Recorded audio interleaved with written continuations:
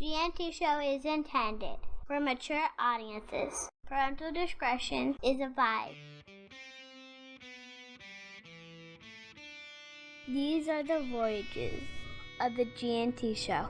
Our continuing mission to explore Star Trek storytelling, to seek out new worlds and interesting characters, to Boliga, where no show has gone before.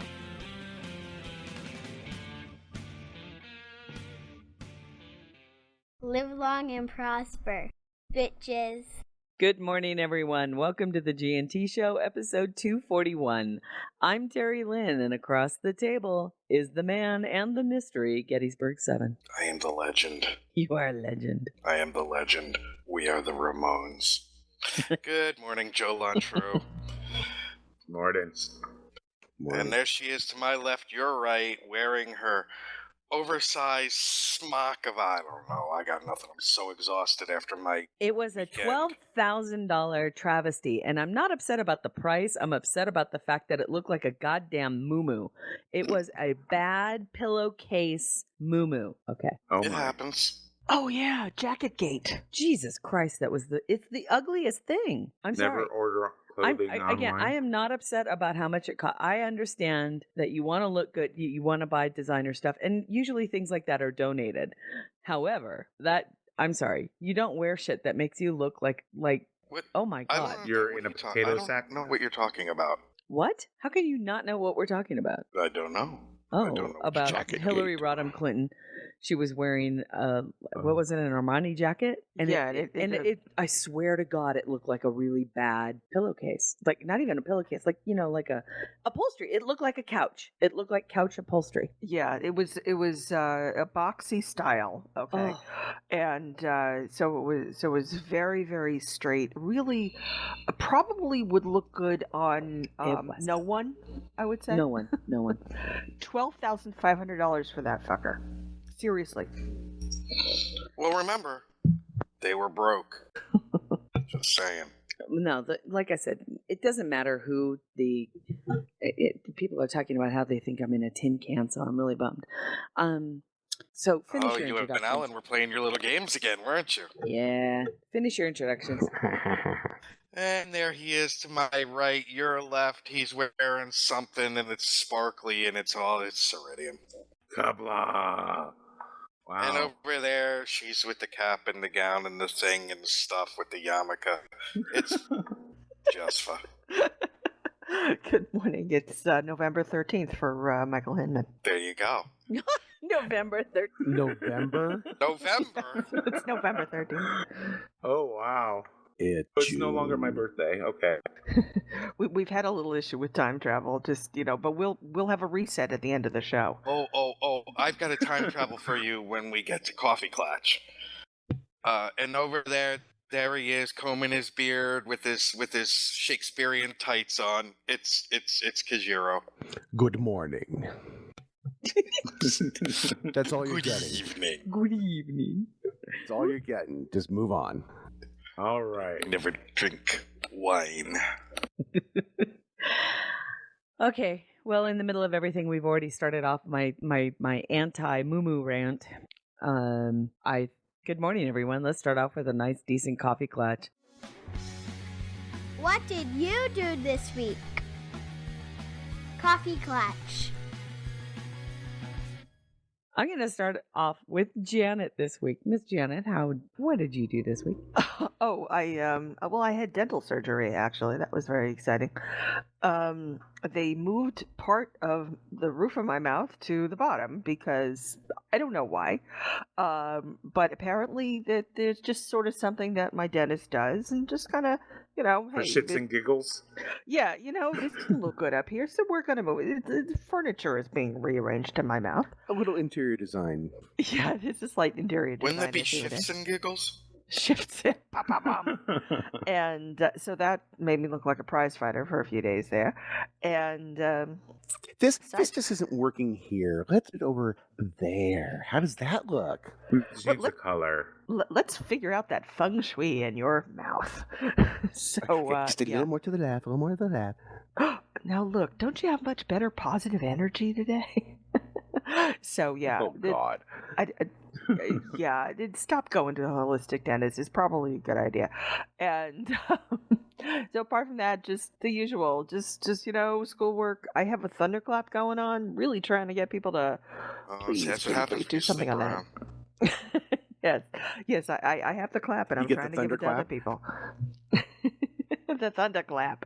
Remember Oh that my Thunderclap? They have God. penicillin for that now, you know. Remember that cartoon Thunderclap where, had Lionel and all the other people, like the Cheetah Girl and all that? But my husband keeps saying thunderclap Newman, so I keep getting that Nice. song now. So on that happy note, I'm moving this along because it's November. It's getting chilly in here. Alan, what did you do this week? Oh, as usual, I had to play hotel all week, and I'm tired of playing hotel. You're like an Alex Haley novel. Exactly, all the time. It's drama, Oh my drama, God, drama. you pulled that straight out of your butt. That is awesome. No, I That was know a great things. reference, actually. Pull it It out of really my butt. was. But I know things. They're not worth anything, but I know them. King of trivia. That was awesome. God, I am all fakakt today. Fakakt. Fakakta. She, Nice oh, conversational there's nothing Yiddish work- there. Thank It you. sounds Klingon. Such a goy. Mikey, what did you do this week? It's your birthday today, by the way. Happy birthday! Yay, happy Thank birthday. you. Woot woot. Thank you.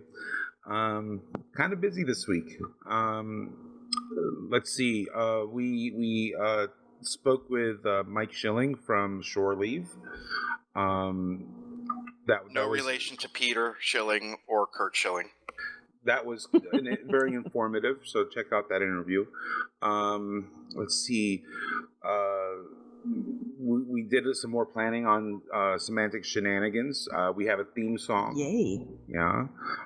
We're kind of doing a logo contest. Well, we don't know if it's a contest yet, but we need the logo. So hey.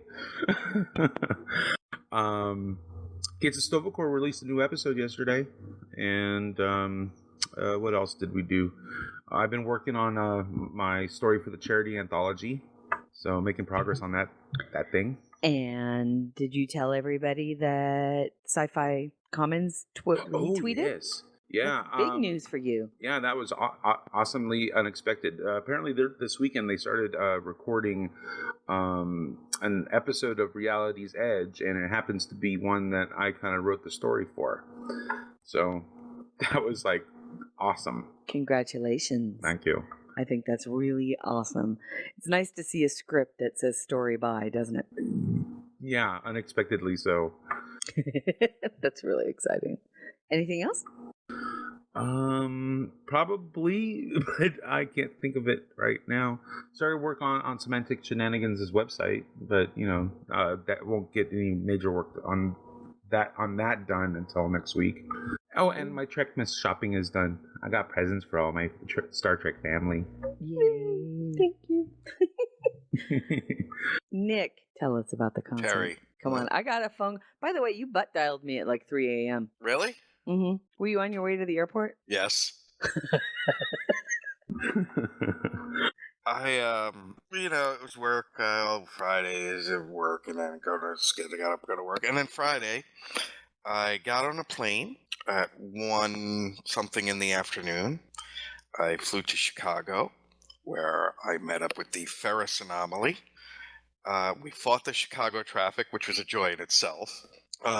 Jim and I enjoyed to great joy seeing The Cure together, and then I flew home at 5 a.m. the next morning. But here was a really funny part.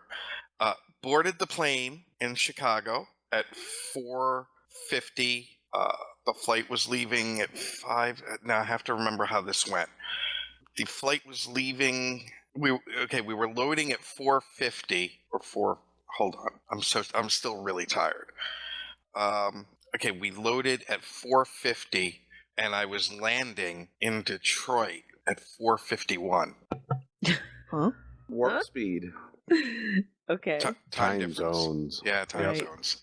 But I heard Janeway in my head. The whole tempo mechanics gives me a headache. And no, Lori did not go to the concert because she's not a fan. So Jim and I went, and it was amazing. It was this was my 11th time seeing The Cure. Oh my God, that's so cool. And it was probably the best show. It was just, and I got to tell you, the crowd in Chicago was just unbelievable. They sold out so fast that they added a Saturday night show, and it was just an amazing, and Wow. there was these three girls sitting next to us. Girls, they were in their 40s. These three ladies sitting next to us, and the one sitting directly next to me was as big a fan as me, and we just partied the entire night, like singing and dancing and just having a blast. I'm so happy for you. You guys when you called me after the show. That's exactly what it was. We're talking about Alan, and we said, let's call Terry. Janet, you've never had the pleasure of being around Nick and Jim Ferris together, and it's pretty much like this. I bought a t-shirt. Okay. Well, this is my life is now complete. Jim got a t-shirt too. He had beer. He's a big man. That reminds me of that. Is this? I think it's a Saturday Night Live skit, or it might be a Mad TV skit. I don't know. With It's the Ferris and it's the Ferris and We call Alan Daddy. Yes, they do, which is really disturbing. We called Terry after the concert. We were in an Uber. Oh, is that what it was? It was Uber? I thought maybe Lori was driving, but that's cool. No, she was in. No, we Ubered to the concert and Ubered back. That's cool. Right And then you went to Denny's. And then we went to Denny's and I had cheesecake. Did you have a grand slam? I had cheesecake. Oh my God. Stuart, that's who it is. Thank you, Robert Reyes. That's who Nick sounds like right now. Stewie? Stewart, from the, I think it's either Mad TV or SNL. Oh But my the gosh. guy, he's like 12 feet tall, and he's like in his underwear, and he's like don't even remember a huge child. How funny. What? You don't mean Stuart Smalley? You know, I'm good enough, smart enough, and doggone. No, it's a different Stewart. No, that's Al Different Franken. Stewart. And he lives Yes. with his mother.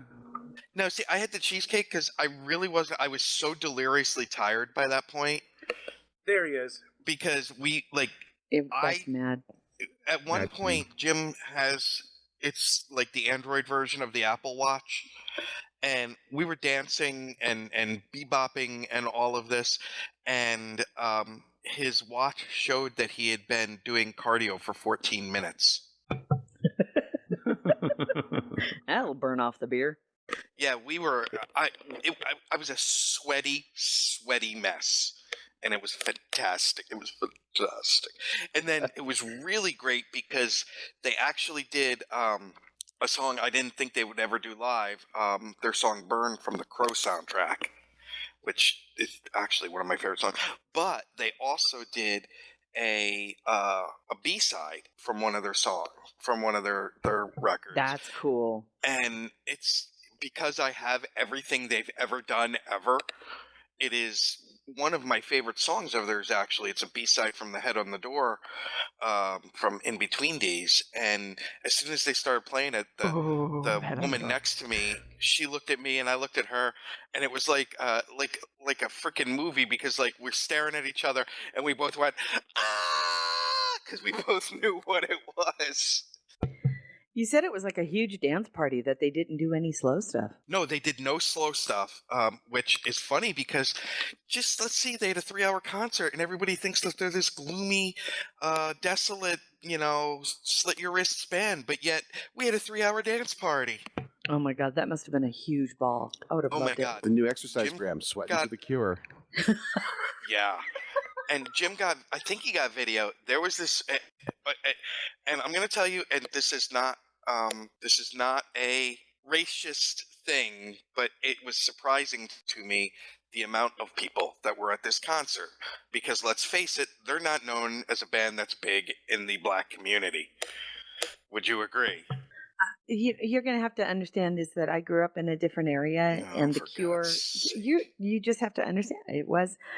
I grew up in a surfer community and the Valley community, and those were in the 80s. The Cure was, and we were a pretty diverse, pretty diverse.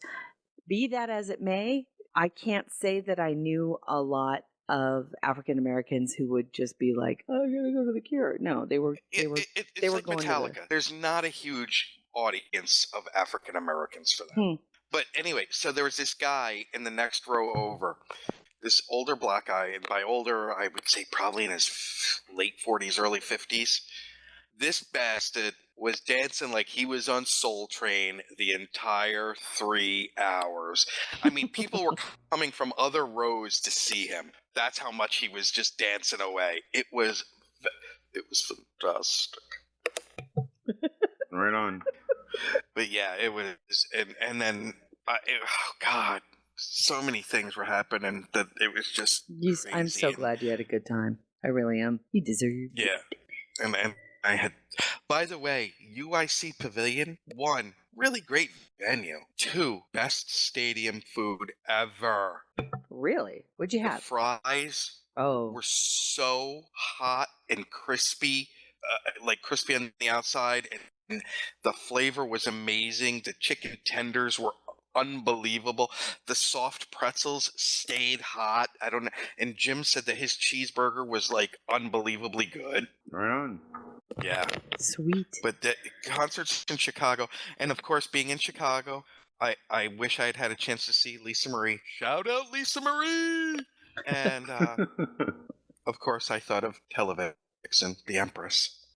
She's from Chicago originally. Yes, she is. As So, of is course, I thought Jen of her. Ucelis. That's right. Hi, Yeah. Jen. Hi, Jen. Hiya, Jen. But seeing the Cure in Chicago, how could I not think of the Empress? Right. That's And true. of course, I'm going next month to see the Cure here, and so it will be an even dozen. Wow. Right on. I didn't do very I'll much. have a leg up because nobody else will know the playlist, and I will. I'll be like, "Oh, that's the top. You didn't know they were going to be playing that." Oh, I do the man. old pwned in the face thing, you know. Wow. Let's move on. I had a company picnic. That was it. How was it? Fun?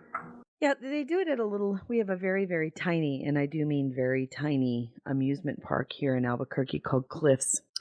And we had Fuddruckers come in and cater a big old party. And so we had hamburgers and hot dogs, and all my coworkers could bring all their kids. And then it was just spending time at the amusement park, and they get to go on little roller coasters and all that stuff. It was nice, but it was very, very hot. It was 103 by the time I left.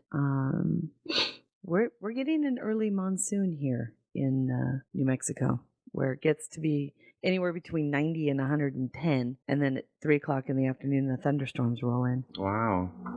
And of course, the doggies are freaking out. Oh, Casey's just been a mess. But so it was nice. I mean, it's always really nice because they hand out little envelopes with cash in them Nice. to everybody. Yeah, it doesn't suck. I love the company I work for. I really do. They're very fun. And it is very, very family-like. So we have a total now of 54 employees. Right on. Yeah. That's That's a lot of bribes. No, I'm just What? kidding. What's the name of the amusement park? Cliffs. Oh, Cliffs? someone said Cliff. CLIFF. Oh, Cliffs. I know I'm echoing. I apologize for that. I don't you're understand not echoing why. it to me. Okay. Well, hopefully it doesn't echo on the recording. So, Mikey, let's start off with a voicemail that we got. Hey, I need to talk to you. Listener mail. Yeah, we got voicemail this week, so let us kick it off. Let's start off with a voicemail. We got Hey voicemail there, this week. this is Al Rivera, and from Cryptic Studios. I'm actually listening to the podcast, and I noticed, Terry Lynn, that you said for your TOS character that Commander Shaw is going to be on Defiant. But you do remember that Defiant was lost in interface space in Tholian Web, so not sure how you're going to be on a Defiant. So look forward to watching your next show, and you give me your explanation about where Shull is actually going to be from in TOS in 2270, because her ship was lost. All right, Let me know what you do. Peace out. He does Yeah. have a point. He kind of does. However, we are talking about Star Trek Online and a temporal Cold War, right? Tis correct. I think I think that I think the Defiant gets out. Oh, interesting. That's my story. I'm sticking to it. Well, the Defiant can't get out because by canon, Archer and them took it over. Well, that's true. In the mirror universe, I Well- think I survive. I think I'm in the mirror universe. Don't you have don't you have like 2 or 3 appearances in books as Terry Shaw in later? No, Generations? That's my only one, as far as I know of. I thought you were in a TNG era book as well. Oh, that's right. I'm a doctor. Okay, so perhaps there are multiple Shaw. I It think was that Lieutenant Commander yeah, Shaw I that think that- died on the I Defiant. think Dr. Scholl is This is Cadet Shaw. yeah. I think Dr. Scholl is a descendant. Dr. Shaw. She's a foot specialist. Foot specialist. Podiatry in the 25th century. How are your insoles? I'm just excited because he told us when we were interviewing Al for to discuss Agents of Yesterday, he told us that they had to go through and make the emblems, right? Because Yes. in the 23rd century, there are it's the Enterprise has the Its Delta own. and the Defiant had its own. And he said, we have the Defiant. I said, oh, great, that I can create my character. I say that, if we're going back in time, maybe we're going to go back in time to the Defiant before she goes into the Tholian web. True. Or this could be, the daughter of Lieutenant Commander Shaw that was lost on the Defiant. Maybe. Maybe. Just Yeah, saying. 2 Yar. Too Yeah. young. Totally. Okay. So there you go, Al. Thank you for reminding me that I'm dead. What's up? What do you want to do next, Mikey? You get to Well, choose. we talked about Stowe already. Might as well keep it going, right? Let's talk about gaming news. Great. I want to play a Star Trek game. Gaming news. All right. So looks like the summer event's going on right now. It's been fun. I love the new event. Have you been in it? Have you done it? Yeah. The new Searchy? The new Quinn's search for artifacts? When You it's don't not glitched. When it's not glitched? How is it glitched? I did it once, and it took me 30 minutes to even figure out what the hell I'm supposed to do. My tricorder wasn't working. Well, that's a bummer. Yeah. Yeah, I have Well- not had a problem with it at all. Well, you got lucky. I didn't. I ended up spending way too much time just trying to figure out, okay, what the hell am I supposed to do? I just ended up just going around randomly and saying, okay, no, hot potato, okay, cool, hot potato, cold potato, no. Yeah, that's it. And it's like, well, yeah, it was just frustrating because it was not clear at all what I was supposed to do, where I was supposed to go. Oh. Yeah, So- Nick, have you seen this yet? Have No. you done the new Quinn? There's a new event in the summer event in Star Trek Online, and it's like Quinn's search for temporally displaced artifacts. And you pull out, you do a scan, you kind of set a baseline, and then you scan again if you move in a certain direction, and it tells you whether or not you're closer or further away from the place you're supposed to dig. So essentially, you do a search around the island, and then when you get close enough, then a pile of sand appears and you dig through it and you get but if you do it during the specific times, you get 50 of the little Lolonaut favors. And, I thought it was fun. Did you know that if you try to do another event while you've taken on that mission, you can't actually do the other event? Because it was frustrating because it wasn't working, so I ended up just giving up and trying to do like the surfing event. Oh, and you didn't drop it? I could not hit the the flag at the end of my run. So I was like, what the hell? I was just not having a good day because Aw. I had, right before that, as soon as I got there, I went and grabbed all my little Ryza tokens, and I went to go grab my shirts, and I bought all female ones for my male captain, and it was like, no. So I was having a bad time with. Did you open it? No, I didn't open it. Okay, so you have a male shirt I have female shirts. and you need a male. I need males. I'll swap with you. I'll get you one for you. I'll get one and then I'll swap with you. I've already bought 2 of the male shirts, so I'll let you know which one I need. I can swap with you on a couple of them. Sure, no problem. Okay. I'll buy female ones or whatever. I'll swap with you, whatever you Thank need. you. Then You're welcome. finally, something's going right with the damn mission. Oh yeah, no. The shirts are really cute. The hula shirts that they've come out with this year are really cute. The hula shirts have the hula girls on them, but they have Gorn heads. And did you see the Horgons on those? They look like skull heads. It's like freaky. The whole shirt is just freaky. Gives me the heebie-jeebies. awesome. I love it. It gives you the heebie-jeebies. It's too funny. I guess it's better than giving me the Bee Gees. I don't know. I'm tired. I Here. was totally expecting Nick to jump in there with Staying Alive. Staying alive. Yeah. So there's a new ship. There is a new ship. I think it's pretty. I've started working through it. That's the only thing that seems to be working for me on Ryza right now. So I've been working on on flying around the island and getting my. Now I have a question for tokens. you when it comes to that. The daily that you can do to get your favors so you can collect them for the new ship. What's it called again? Flying High? Yeah, I think so. Has that always been repeatable for I don't Lulu Not no, favors? it has not. That is something new, and I think that's great. it kind of freaked me out at first. I was like, did I not take it? Did I screw something up? But no, it looks like it's repeatable. There's like a 15-minute cooldown or something. Yeah. So And that's then cool. when you repeat it, you can get another set of favors now that you can collect for, because now they have all new boards. They have and the swimsuits. The swimsuits are from, is it Arena, Alan? It's the yeah. no, From no, the it's not. TOS episode Arena. The TOS episode Arena. Is it Arena? I thought Yeah. it was the Gamesters of Triskelion. Triskelion. Oh, maybe Oh, that's you're it. correct. You're correct. I had the wrong title. So it's been pretty funny. I have to say, I am loving the male characters running around in that little silver suit. It's so funny. Right on. When they first announced that they were going to be making, or they had made these, and they kind of put them up, and a couple of guys were like, "Oh my god, that's just so wrong." I'm like, "No, it is so right."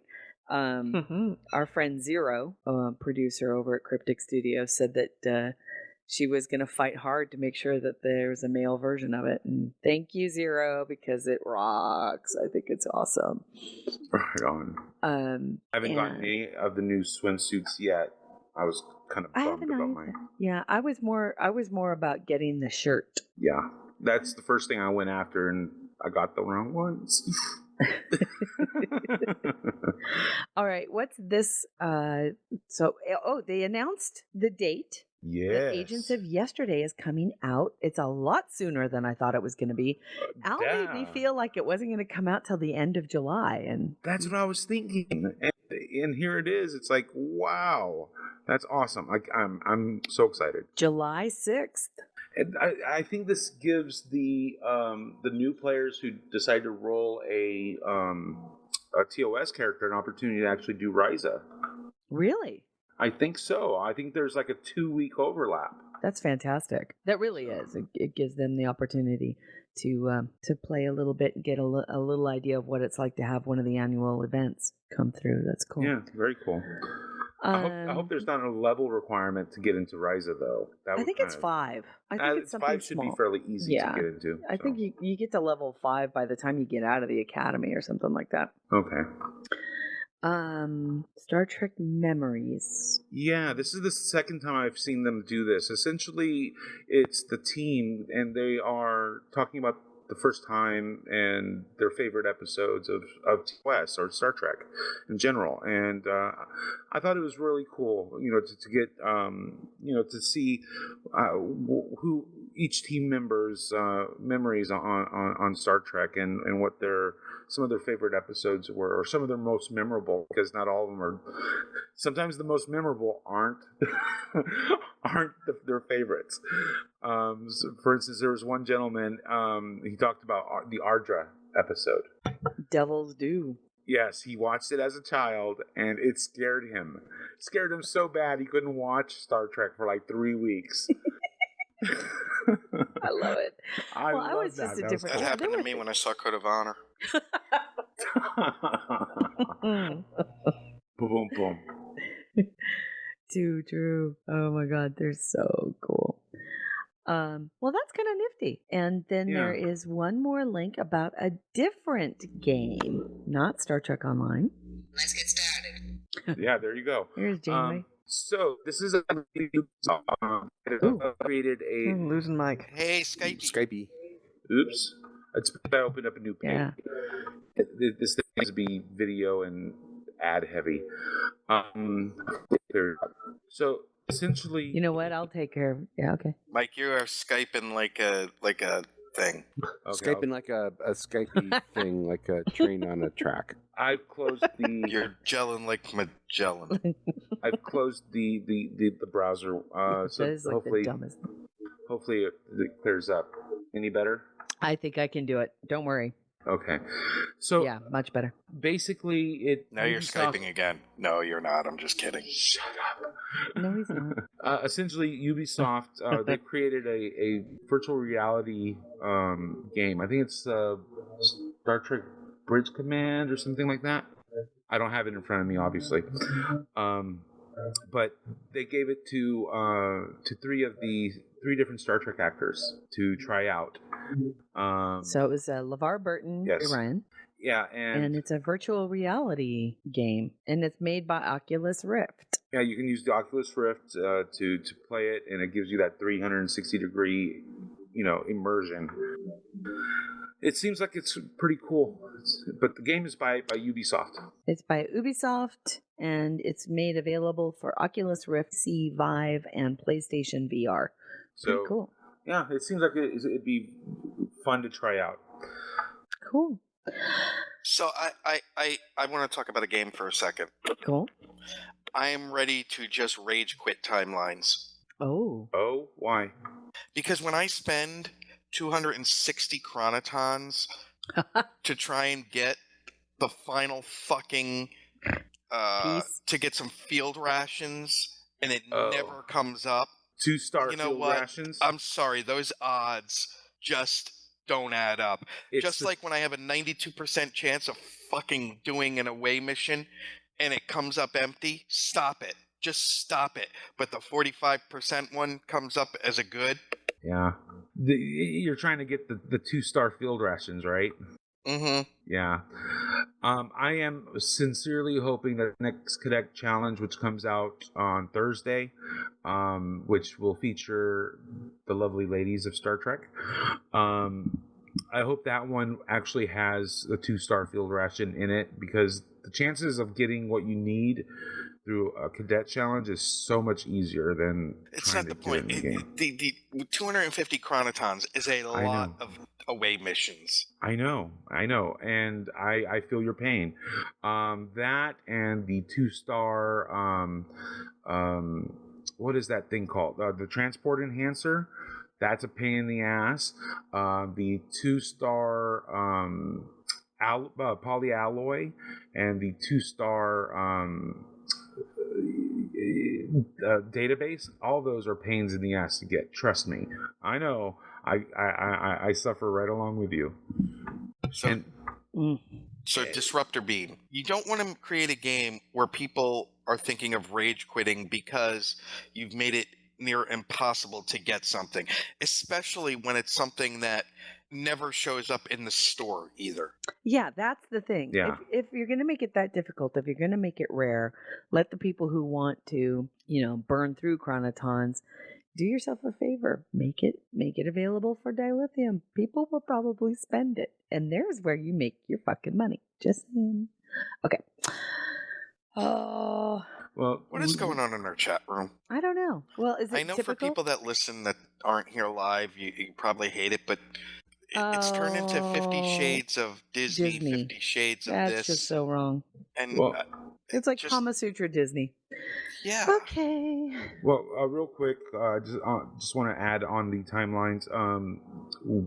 In addition to the Cadet Challenge, we are supposed to be getting a Galaxy event, which is a crafting event for, it's like there's 2 phases. The first phase is like server wide, everyone's working together, and then the second phase we are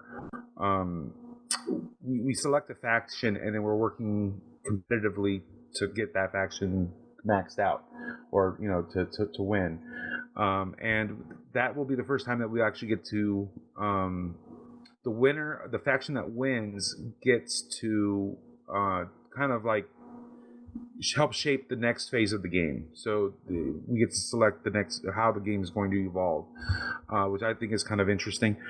But there's going to be some additional ways to get rewards, and from what I'm understanding, the Galaxy event, the Cadet Challenges, and then the upcoming Battle Arena, all of those are going to have rewards that through the normal game are unique or hard to get. Oh, also new distress calls are coming, so they are addressing some of the drop issues by adding more stuff, more ways to get them. So hopefully some of the problems that we've been experiencing will be resolved in the next update, which will have all kinds of fun stuff in it. Okay, I'm done. Very cool. I say we move on to, do we have any product news? We do. We have some product news. I need more Star Trek stuff. Product news. I just got a tweet from our friends over at TrekCore who said, please include this in product news if you haven't already, if it's not too late. I love TrekCore. Hi, TrekCore. So it's not too late, so I'm going to throw that into the chat room. And it is this. TrekCore. Oh my God, you're too funny. Star Trek Beyond News Roundup. Movie cash promotion and FYE exclusive Funko Pop coming in July. For those of you who still buy DVDs and Blu-rays, be on the lookout for this Beyond movie ticket promotion, which launched with the in-store release of the Wrath of Khan Director's Cut Blu-ray last week. Commonly seen on the home media releases in Walmart, Best Buy, and Target stores, these movie cash promotions often appear in the weeks leading up to the theatrical releases. While only available on the hard-to-find Khan release so far, watch for it to show up on other titles in the coming days. Once you have your promotional sticker, which has a special code on the back, you can redeem it for $8 movie cash at activaterewards.com for Star Trek Beyond for use before September 9th. So essentially, you can get $8. You can get your ticket to Star Trek Beyond if you buy and you find that promotional thing. So take a look at the link I put into the blog or into the chat room. Also, it says savvy fans of Funko Pop, which I love, they're so cute, may have noticed that there were a few figures missing from the Beyond Pop announcement made last month. Release numbers 354 and 355 were not included with the initial rollout release. Yesterday, we got our first look at 354, which was an exclusive variant featuring Captain Kirk in his Starfleet survival suit, and 355 is still yet to be identified. So thank you, Star Trek Core, or TrekCore.com. We love you. Thank you. Mikey, thank you. Yes. Ooh, who did we lose? Oh, I just dropped the Winamp okay. bot. Maybe that was giving you some issues. Yeah, we'll see. Okay. Now there's a couple of these pieces of product news which have kind of a throughway, so I want you to address them. Yeah, but before we get to that, did you see the massive 30-disc classic Star Trek animated series movie Blu-ray collection that's coming on September 6th? I did. I know you were so happy. The animated series is remastered in this bitch. I am so excited. I want the animated. I love the animated series. I love it. I love it. And I want it standalone, not part of this. But I just have to say, yes. the fact that the animated series got remastered before DS9 Just should keep make Got some to be people fair, Terry. It's the 50th anniversary. Yeah. that And ta- of the and that original falls into series. TOS. Yeah. Right, and that falls into TOS. Yeah, I guess you're right. Okay, But I just to for hear it from salt in the you, wound. to hear it from Nick that he's okay with it makes me feel better. Yeah. All right, go ahead. No, I didn't say that. I'm really not that big a fan of the animated series. It's so slow that it makes But that's the way cartoons were in the 60s, geriatric and 70s, sex 70s. look interesting. Oh my.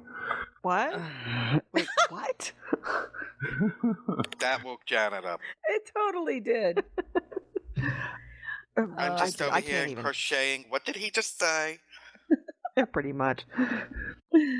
I've got a really Okay. big sweater for you later. Marvin, he's starting again.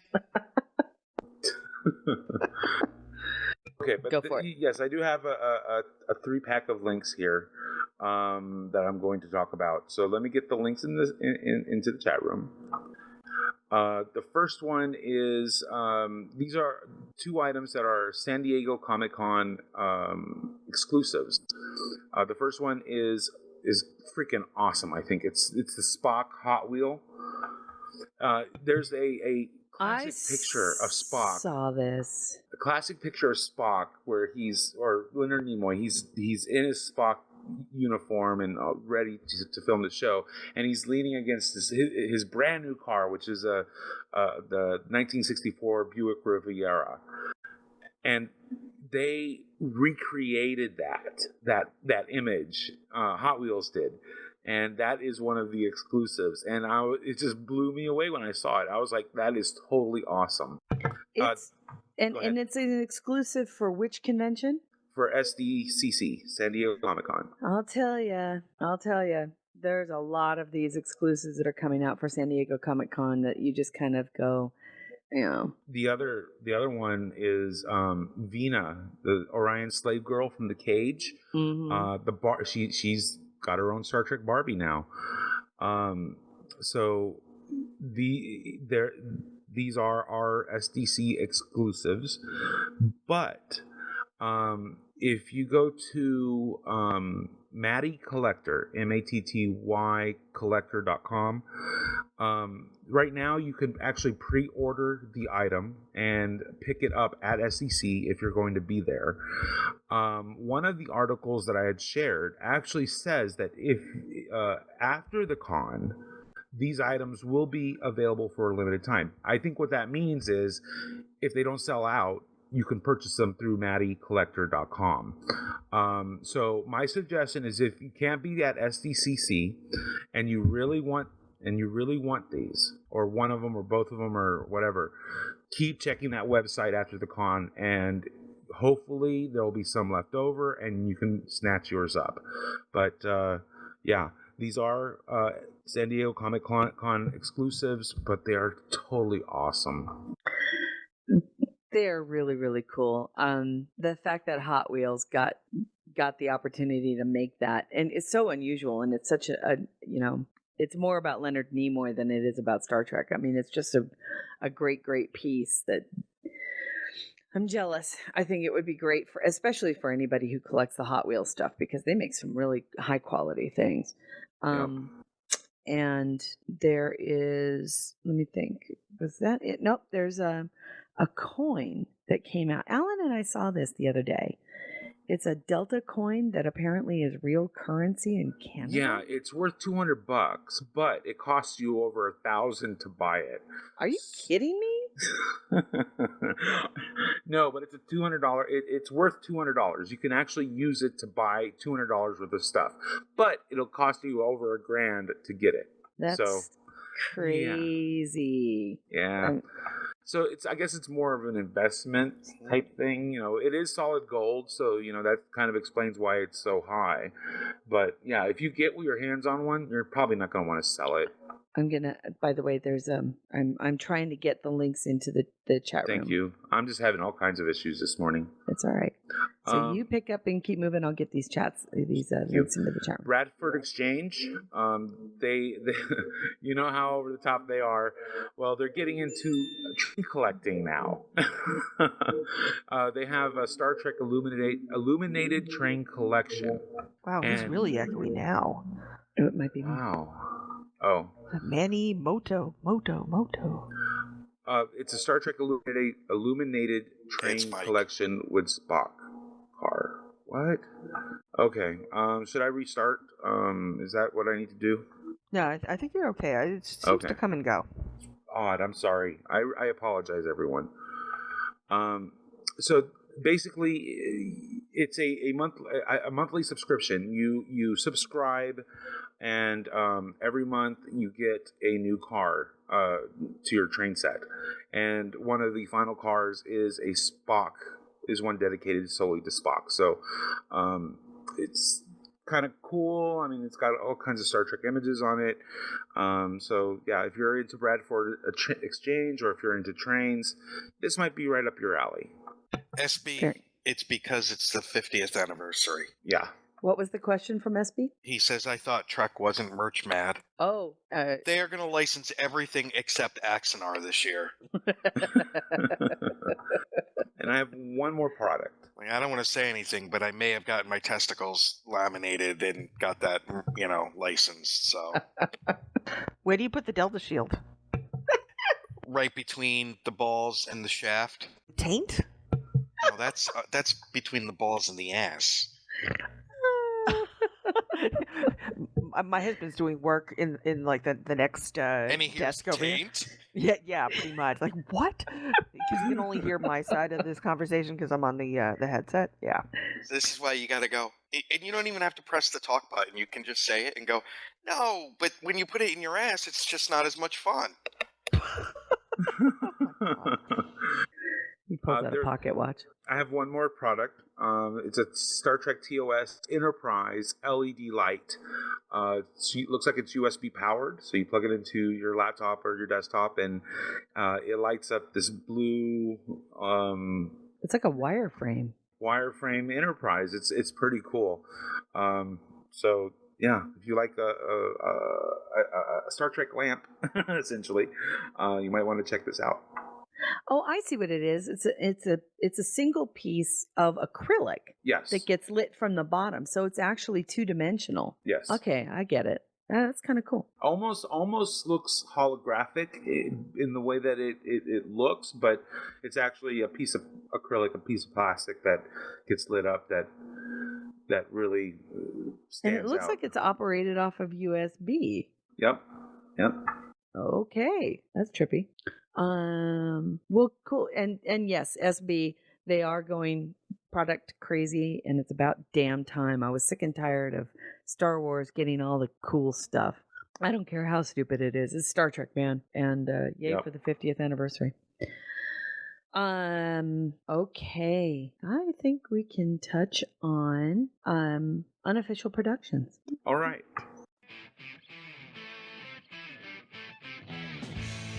Uh-oh, you're in trouble. Semantic shenanigans.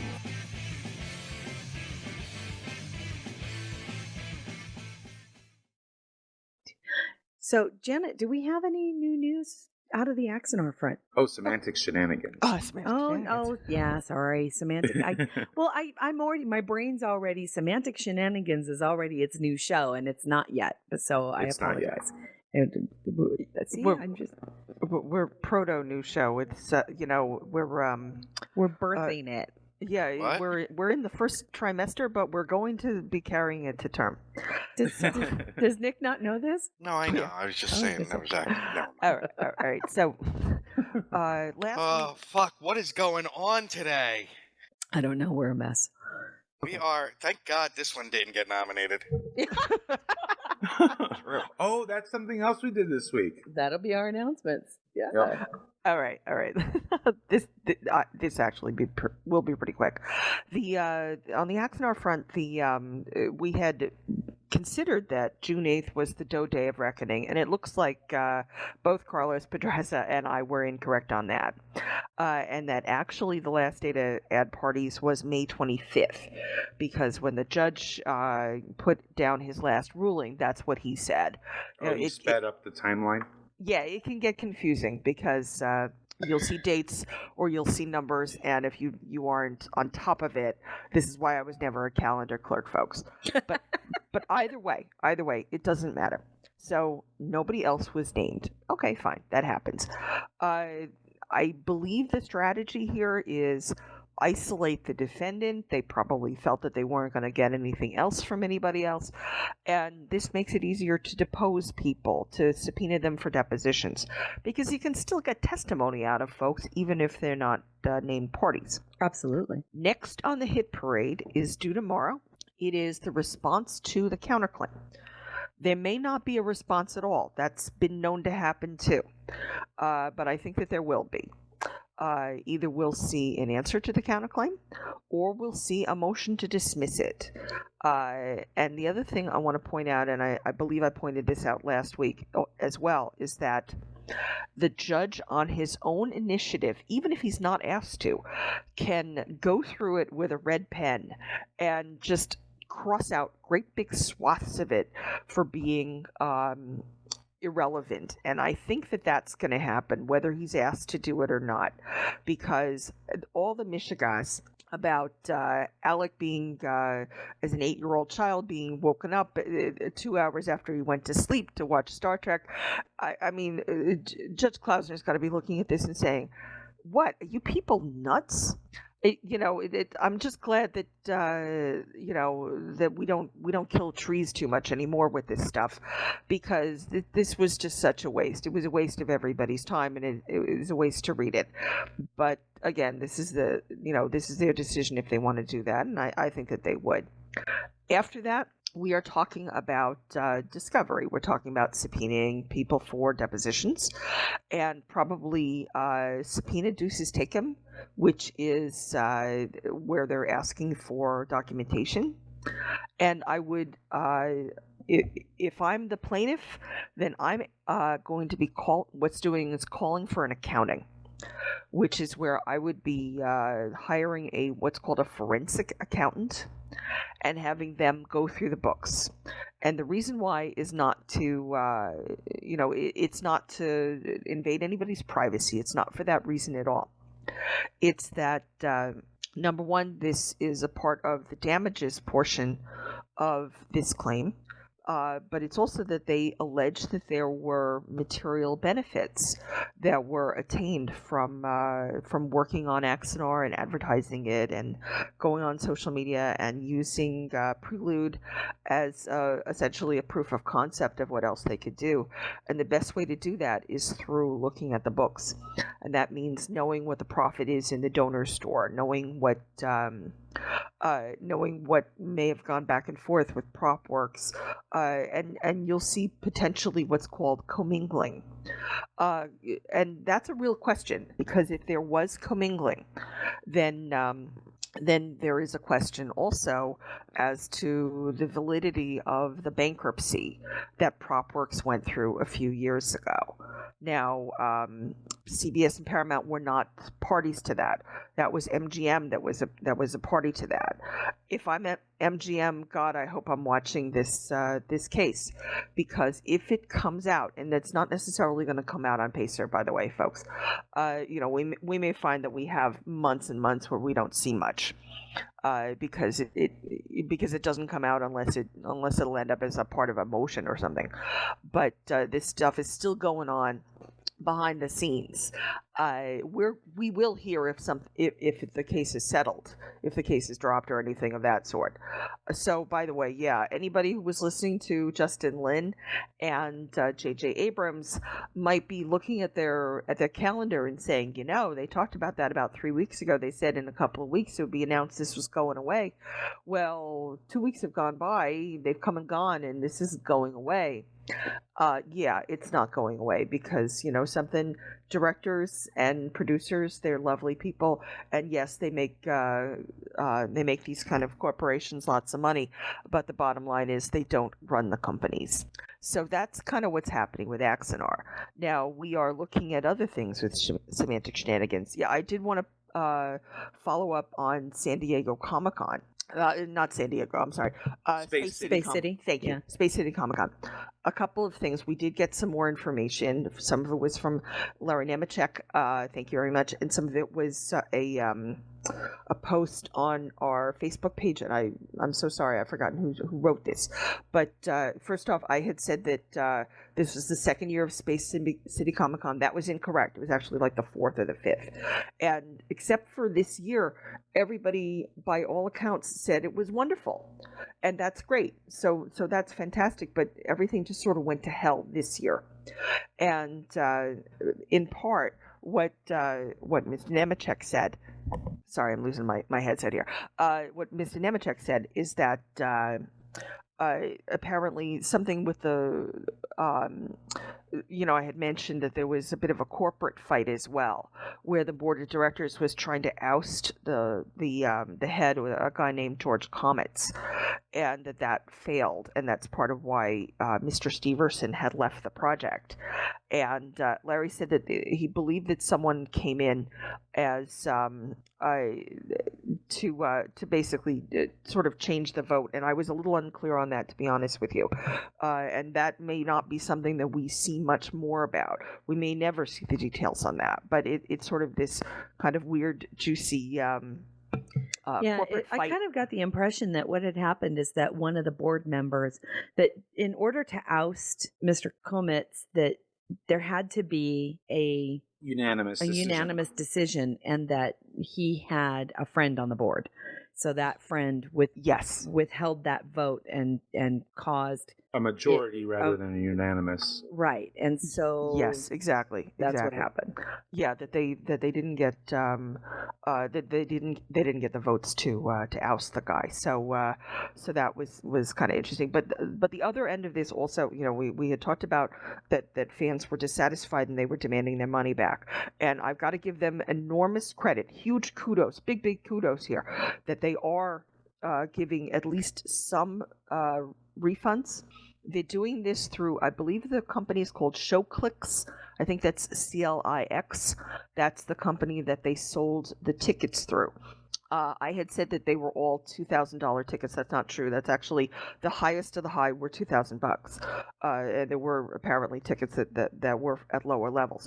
Now, I'm not sure if there are potentially any limitations on the refunds here, because there might be. I don't know if it's just the VIP level or it's just the people who wanted to see Sons of Anarchy. So there might be some limitations. It might be one of these things where, yeah, you went through Space City Comic-Con and you had a fantastic time and now you're demanding your money back. They might tell you, as a woman I used to work for several years ago used to say, go shit in a hat. So that might be what happens there. But I do have to give them some kudos for at least making the effort and making it available, at least for some people, because that's really what you should be doing with this. Conventions are expensive as hell. They are hard to put on. They are hard to get right. They're very easy to screw up. But the bottom line is that, and yeah, maybe you need every penny that comes in. And if you listen to the supplemental log Yep. Mike and I did with Mike Mike Schilling about short leave, you will hear some of this. Thank you. Yeah, Yeah, it yes. was a very informative interview. It covers some of the difficulty in putting on a convention of even a small convention. And they're let fan alone- run. Shore leave is Yeah. fan run. So yeah, certainly. So if you want to learn more about the inside baseball of conventions, check out that interview. It was very informative. Sorry, Now Janet, play. please. No, not at all. Computer It's near you. very, very difficult. And so and maybe these people need every cent that comes in, and in particular because if checks were bouncing, as they were alleged to be doing so, then they really do need every penny that comes in. But they still said, these people are dissatisfied, and we're going to give their money back. Now, yes, it's a very good PR move. Let's face it; that's a big reason why they're doing it. But they're still doing a good thing, at least making an effort to do that. And I think some folks might want to take a leaf out of that book and say, we're gonna eat this financially, but maybe give some money back, and no, not to shut people up, but to maybe make some of this stuff right and give some restitution for people who legitimately have a gripe. But that's all I'm going to say about that one. And you know who you are. So anyway, thanks. I think that's it for Semantic Shenanigans. Yes, we are spinning off. Yes, we are looking for a logo. It's going to be a very estrogen-filled Laverne and Shirley, Ginger and Marianne, and of course Thelma and Louise type show. I can't even tell you how proud I am. I love that you're doing this. This is great. We're having a good time already, and we haven't even started. So thanks. Sweet. Thanks for the platform. So our pleasure. I do have something for Unofficial Productions if you want to touch on it. Yeah, just one little thing. Go for it. Yeah. I made something Star Trek. Unofficial Productions. Live Long and Star Trek. It's a video on Vimeo that I came across. Basically, this gentleman, this person, I don't know if it's a gentleman or not, but this person created this mashup between TOS and Star Trek 2009. Basically, I refer to it as bookends. They took the bookends of the series as it currently stands and mashed it up in such a way that it tells almost a unique story. Kirk beams onto Kirk's ship, so you have two Enterprises, you have two Captain Kirks, you have two crews, and they're going into battle against Klingons and Romulans, and it's just all kinds of fun. And so check it out. It's not very long, but it was well worth the effort to watch. So check it out. The link will be in the show notes. So I had a thought. Yeah. Klingon boxing. What do you think? There will be much gnashing of teeth. What about Klingon boxing? Just it seems like it would be fun. Klingon boxing. Yeah. They would last forever. Cut me, Qapla'. Cut me. Cut me. It sounds like the bone is too thick. It sounds like a regular Friday night. I must break your bad laugh. Sorry. It's like, you have a ruptured spleen. It's okay. I've got another one. Horta mixed martial arts. Horta! It does move a little slowly, but once they get started, man, watch out. Yeah, look out. The problem is, though, they wouldn't be able to stay in the ring because it would melt. No, you can make a special floor. A special floor, so they don't melt the ring. Yeah, but I always wanted to know a puddle of goo. I always wanted to know how did Spock touch him?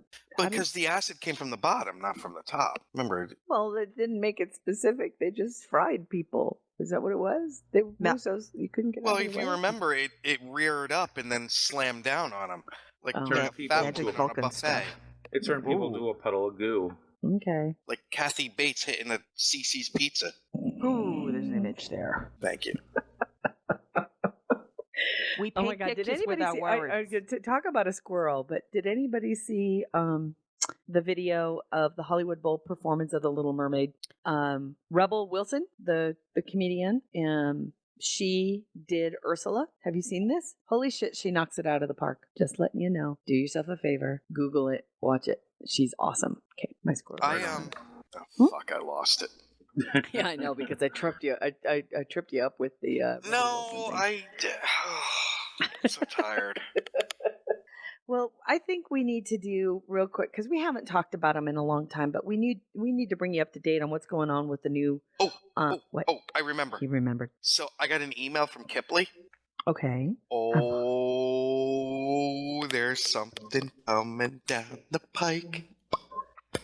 Okay. That's all I can say. Okay. Because she didn't tell me I could talk about it. Oh man. But it's Thanks for huge. Thanks For for putting rubbing him it under in. an NDA with, because now he's just going to hold that over our head If forever. Kipley didn't say I can do it, I don't do it. It's I Kipley. know. It is Kipley. We love him. Yeah, we love her, but Hold on, I'll put it in our Okay. private. You know what? He's segueing into convention news. Let's just do that. Well, and that's why, because I emailed her when I heard that they Yeah. weren't going. So her and I have been emailing back and forth. It's so cute. I'm emailing. Oh, I know. But we do have good news. yeah, we got some good news this week. We do have some good news. So let's talking about the convention. So yay for both. What? Who's ringing me? Somebody's ringing me. Oh, very cool. Very Yeah, cool. right? Yeah, cereal. Okay. I'm sorry, I just saw the chat room. It's Kaylee. Okay. Convention news. finger. I know. She's so cute. Convention news. STLV is going to be crazy. It gets we got some really good news. As you know, who left us? Mikey? No, I'm still here. Who left us? Alan. did. Kojiro. Yeah, Alan. Oh, I hope he's okay. Ellen, can you hear me? Well, he's not in the stream, so He's not in the stream. All He's with right. Anne Margaret. Or she was known on the Flintstones, Anne Marg Rock. Mark Rock. I remember that. Remember Gina Lola Brigida? Yeah, you hit your head on the low bridge. Yeah. I do remember that. Of course I do. How can I get Gina Lola Fucking Brigida? Flintstones, man. What? Ducka your heada. Gina Lola Brigida. Barney and Fred, gay? Curious. Yes. You don't remember this, Janet? Bi-curious? Yes. Welcome back, Wilma Alan. and Betty? What? Bi-curious or just straight out lesbian lovers? Oh man. There it is. Thank you, son. It's fantastic. That video is fantastic. She did such a good job. What? Honey, I don't know what happened there. I really don't. Who are you talking to? Alan is, see, I have noises in my head. And it goes ding Oh, yeah, that's new. when somebody speaks to me. So I have not only the chat room bonging at me, I have the chat room on TeamSpeak chiming at me. Okay. What? So we have 97 What the hell is guests. going on? I You blame don't know this by all, now. I blame this all on Janice. I love Lady Renegade. She's not paying attention, so she's going to be like, what? Hurt my name. 97 guests now for Star Trek Las Vegas. I'm unique. Let's see. There's, like I said, there's a lot of people from TOS that I think is kind of cool. One of them is Steve Marlowe. He played the Ioshan gangster Zabo in the original series. Nice. Is Vic Tayback going to be there? Oh, never mind. Dude, Gary Lockwood's going to be there. Jeff Copwood, who did the voice of the Borg, he'll be there. Michael Aaron. Now here's a poll. Michael, Whoa. Seriously, hold on. what? So they've got the guy that did the voice of the Borg, Yeah, but somebody else can't be there. there's a few that are like that. I think that they're trying to change things up. Just create new. I know. However, there was confirmation that our good friend Eric Stillwell will be there. Yay! Yep. Yes, the man. Caca. Kaka. He wrote the Yesterday's Enterprise and also was a production assistant on Fun TNG. interview. He is so nice. I'm very excited, and he actually kind of tweeted at us or posted on Facebook going, "I'm gonna be there. I can't wait to see you. I hope I have a better interview. I can do a better interview." He was kind of dissing himself on his last interview with us, and I'm like, No, that was absolutely, great. it was a great interview, and we look forward. It was to having you again. It was during 24 hours of GNT, and I remember we were kind of like sheets to the wind by that point. Yeah, that's true. We were tired. It is so Paula Block and Terry Erdman will be there. Caca! By the way, they're going to be at Mhm. shore leave. Yes, they I'm will sorry, be. what? They're going to be at shore leave, Oh, fantastic. as will Mr. Larry Nemechek. Yes, Larry's going to be at STLV as well. I am going to see Larry twice in the span of a month. I don't know if my Maybe- nervous system can handle that. Maybe even 3 times if he's going to be at Mission New York. And I have the chance to sit down with Larry and Keith together. Oh my God. Think about it. You're not going I to get may a word make in that dream edgewise. interview come true. I was gonna say all you have to do is set up a mic between the two of them. And Go then I'll take go a to nap. TGI Fridays. Exactly. It'll be like Inagata Davida for interviews.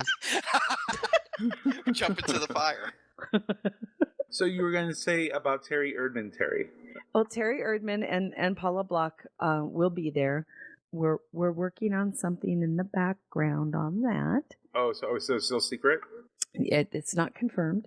I got confirmation. Oh, you did from them? I did from them. You did? Okay, well then heck, you can talk about it. Are they up for it? They are excited. Oh, then we are so excited as well. So that's big news for the G&T show. We're very excited, you guys, for Star Trek Las Vegas.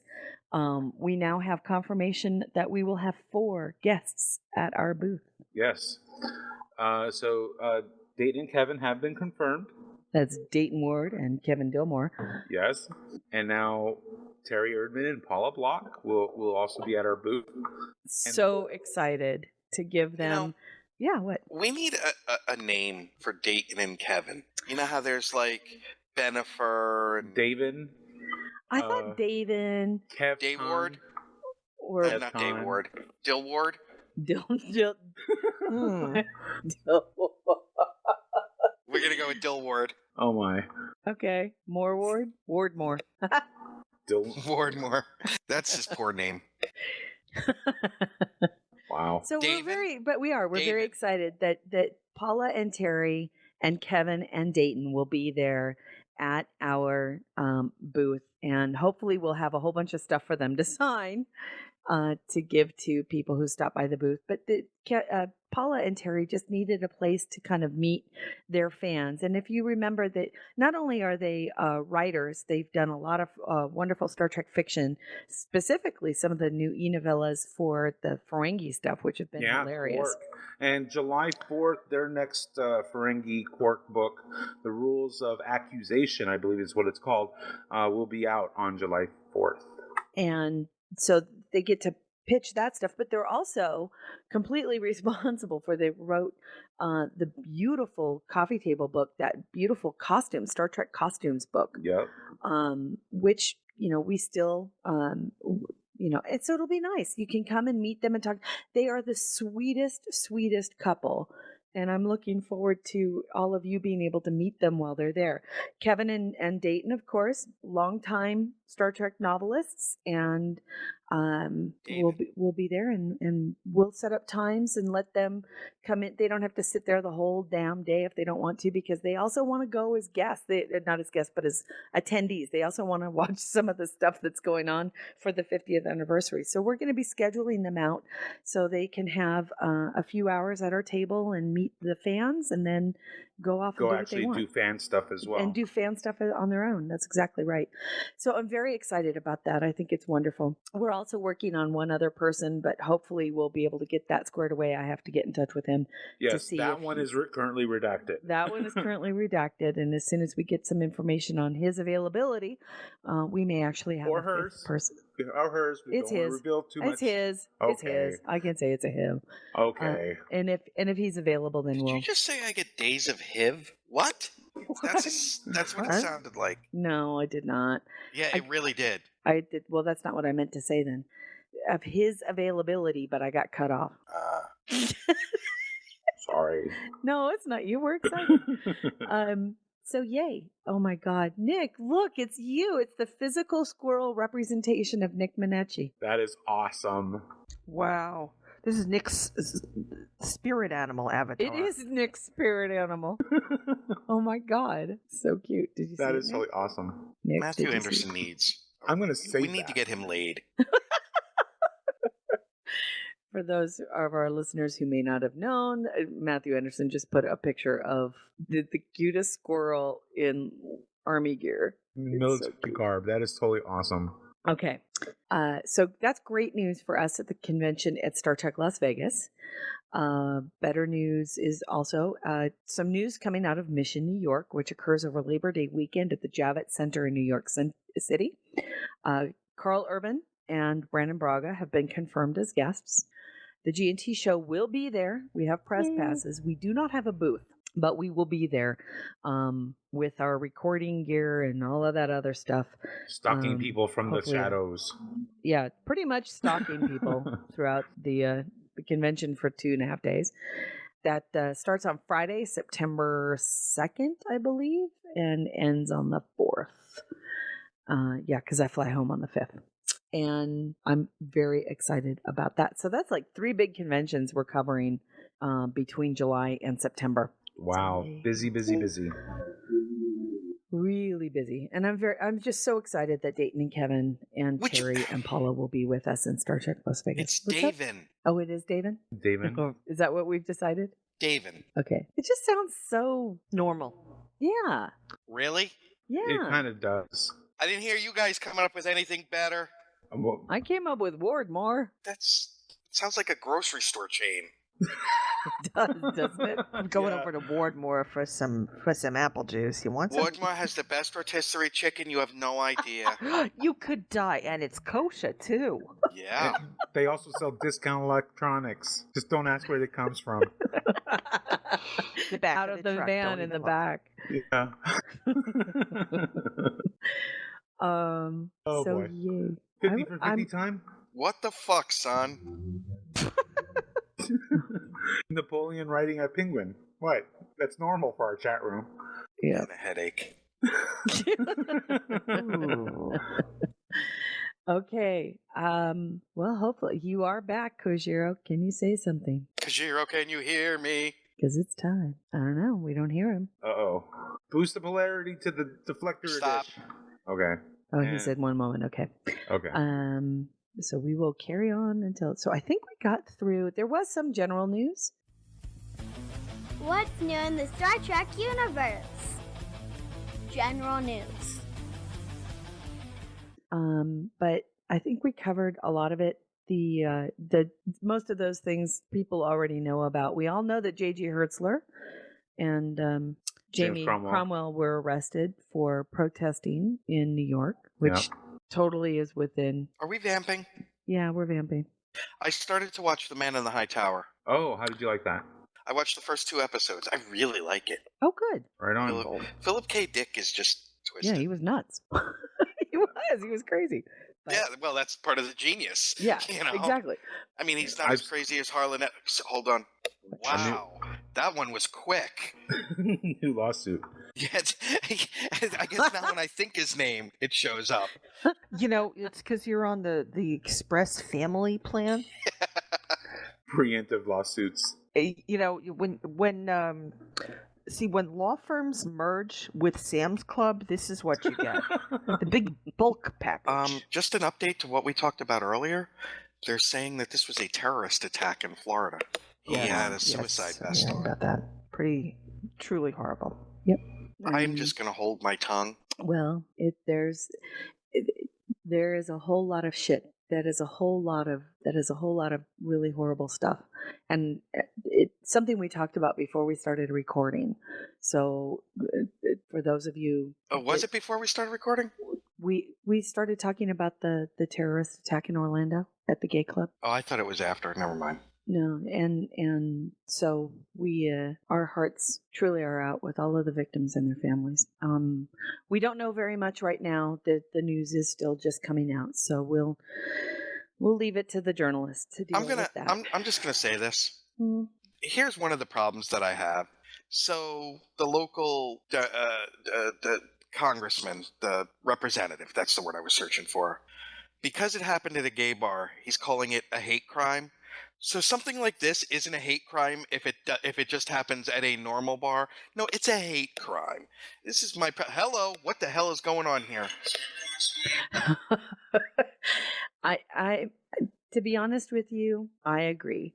The fact that we make certain crimes more special, quote unquote, than others bothers me, because I believe that it even comes down to, you know, why are certain, I don't know. It's something that we started in the 80s and it started with the whole, if you use a gun during the commission of a crime, then it carries a heftier weight.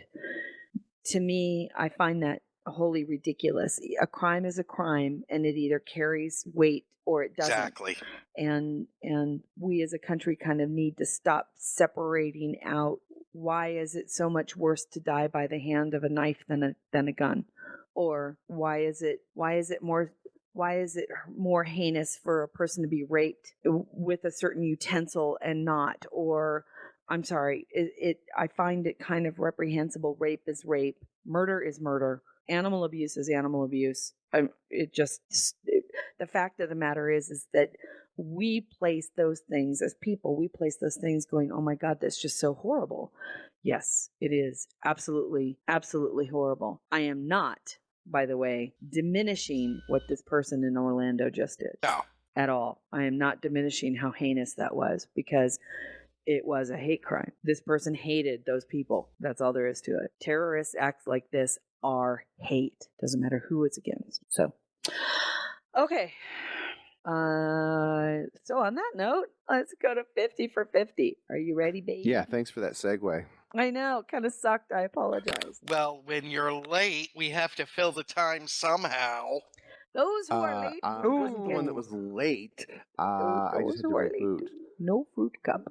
And What? if you don't, Food? if you don't get that reference, I'm gonna smack you. No, I didn't. Those who are tardy will not get fruit cup. I understand, but he said I had to get food. So you had to get food right before your segment? No, I had to reboot. Oh, I thought you said I had to get food. Wow, our No. connection must be horrible today if we're Wow. misinterpreting. So today's show is going to be called the G&T Show, What? subtitled for the deaf. Twat, I can't hear you. What? Oh my God, Mike, that's it. Twat, I can't hear you. Mike, you'll get this. The others won't. This is like Steve Austin's giving a promo. What? What? I think that was a wrestling joke. It was. Okay. Yeah. Because, see, Mike can fill in here, because this is how it would go. So I went to the restaurant. Mike, are you even paying attention? I'm paying attention. I just don't know where you're going with this. What happens when he gives a promo? You want me to think right now? I don't remember. God, Sorry. my nuts hurt. Epic fail. This is making my pubis hurt. And I on feel that like note, Scorsese trying to direct Andy Dick. Andy Dick, not Philip. No, Okay. Andy. Okay, thank you. Look at son, G&T show. Twat, we can't understand you. oh, ouch. Oh no. Oh. Da. Well, now that Miss Janet has left to go get something to drink, we can. Great. Now she's drinking And also, on the job. and we also just need to thank everybody again. We submitted our samples for the Parsec Awards, and now we just get to, Now we get to be judged. and we use the F word a lot. A lot. I realize now that the samples that we put in, they're probably going, God, they fucking cuss a lot. And I'll be like, yeah. And it was Yeah. all you. I didn't curse once. And we had removed our explicit warning from that. Yeah, we did. introduction. Well, we had to because we had to keep within the time limit. But Yep. I figured if they needed to, they could go to our website and check us out and know that we Funny are thing an was, adult. it was all you cursing, not me once. It was also Dayton. Dayton cursed. Dayton was a machine. He was a machine. So we were. Fuck, But- and just they were slicking against the wall. It was like one of those Tommy guns, with the cranks. It's like a Peter North arcing. But what really cracks me is we do really want to thank everybody for the nomination. I think it's very, very kind. We have some serious competition, and Yeah. you know, to be included in the same list with Mission Log and some of the Geek and other Women Sundry in Warp. and Women at Warp. I mean, Hi, Jara. it's just really amazing. So thank you. Yeah.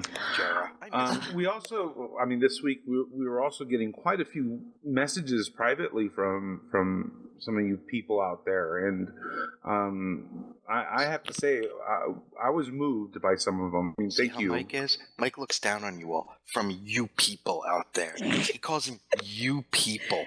See how he is? Look at He's trying to They, figure they out may what be the hell is people, going but on they're right also now. not people. What? Oh God, What? I that's can't it. tell you. That Mike G&T show episode was it 240? 241. 241. Wait, what? I think that's perfect. Yeah. So sun sales already. What do you mean, you people? Yeah, exactly. I'm Our there with you, listeners, son. thank you. Give me a hug. Is Miss little Janet tighter. back yet? Not yet. I think she's scared to come back. Yeah, really. Today is kind of a trippy day. SB47 says elitism Freudian slip. Mike, That's not happy what I birthday, meant. Mike. Now you get beat up on. Yeah. We love happy birthday, Michael.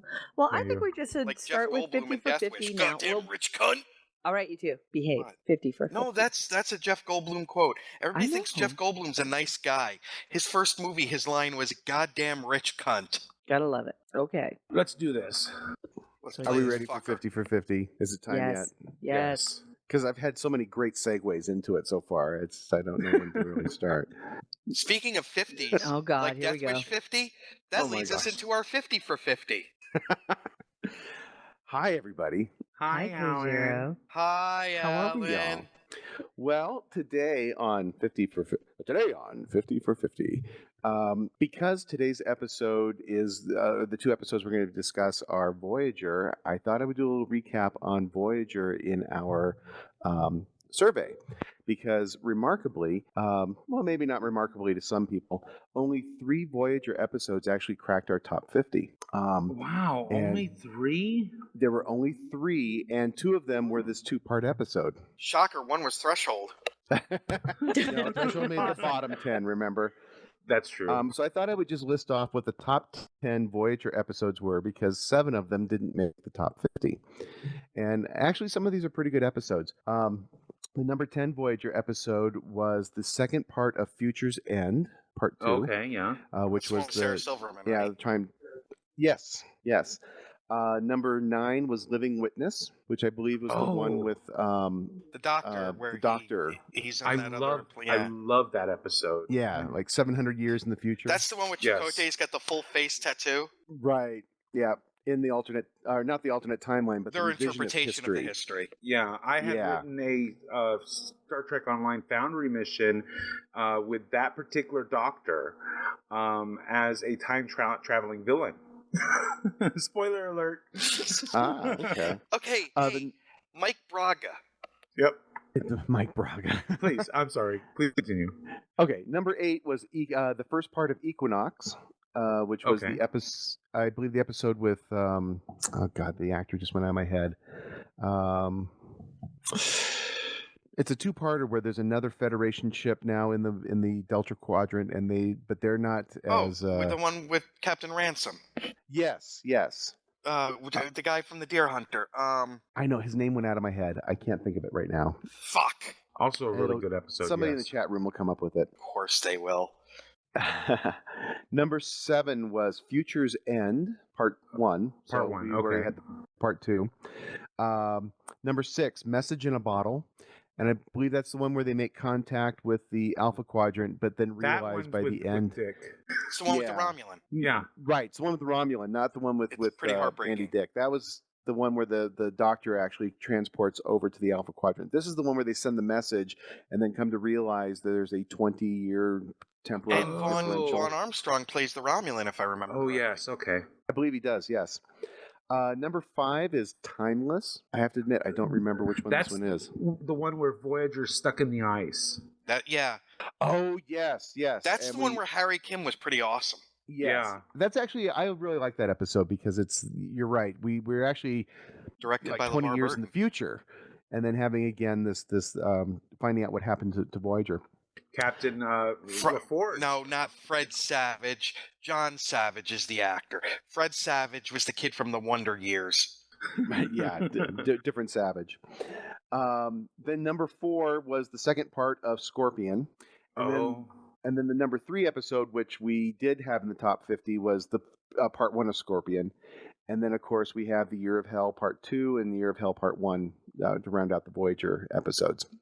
So let's go ahead and start talking about Year of Hell. as we know, this one's kind of an interesting one in the way that it doesn't start on Voyager. It actually starts on what we come to find is a Krenin ship, and we're introduced to Captain. Is his name Anarax, I believe? It's Yes. Captain Red. Captain Red. Captain Red. Put right. up your It's ass. played by Kurtwood Smith. But Dumbasses.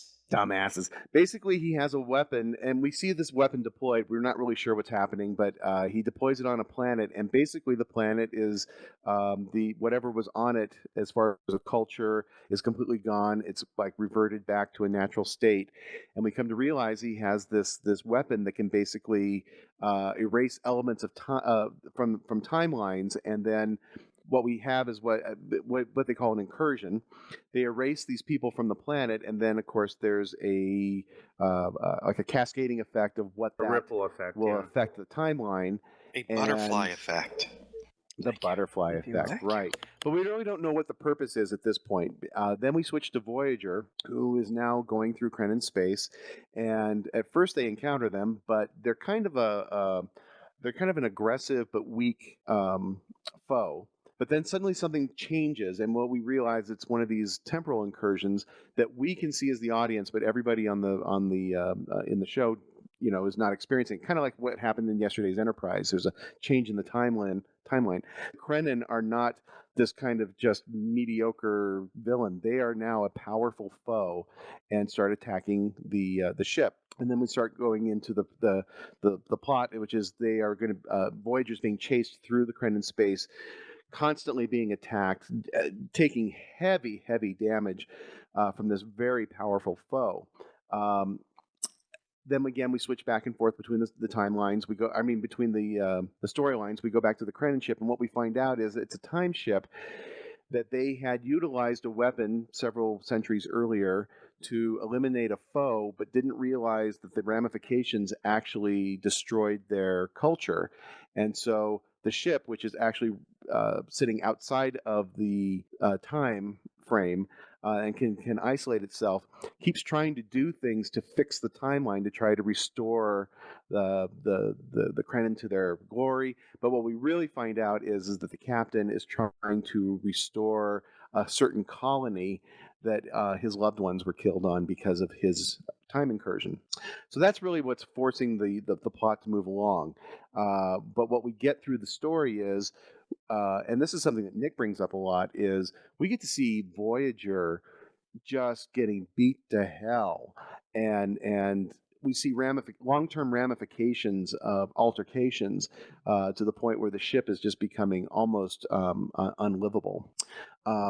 Again, eventually, but through the machinations of the plot, what eventually occurs is that we come to find out that really Janeway on the ship realizes that the ship itself, the time ship itself, is what needs to be destroyed, and that will probably restore the entire timeline. Because if they can get rid of that and it doesn't exist, then all the timelines will reset, which is exactly what happens at the end of the episode. So that's the synopsis. What are your opinions of this episode?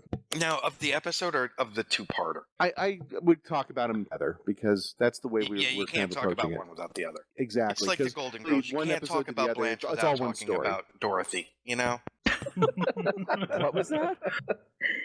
Wait, what? Oh, God. He said it was like the Golden Girls. You can't talk about. Blanche without talking about Dorothy. Well, there you go. So, Gus. So again, what are your thoughts on this episode?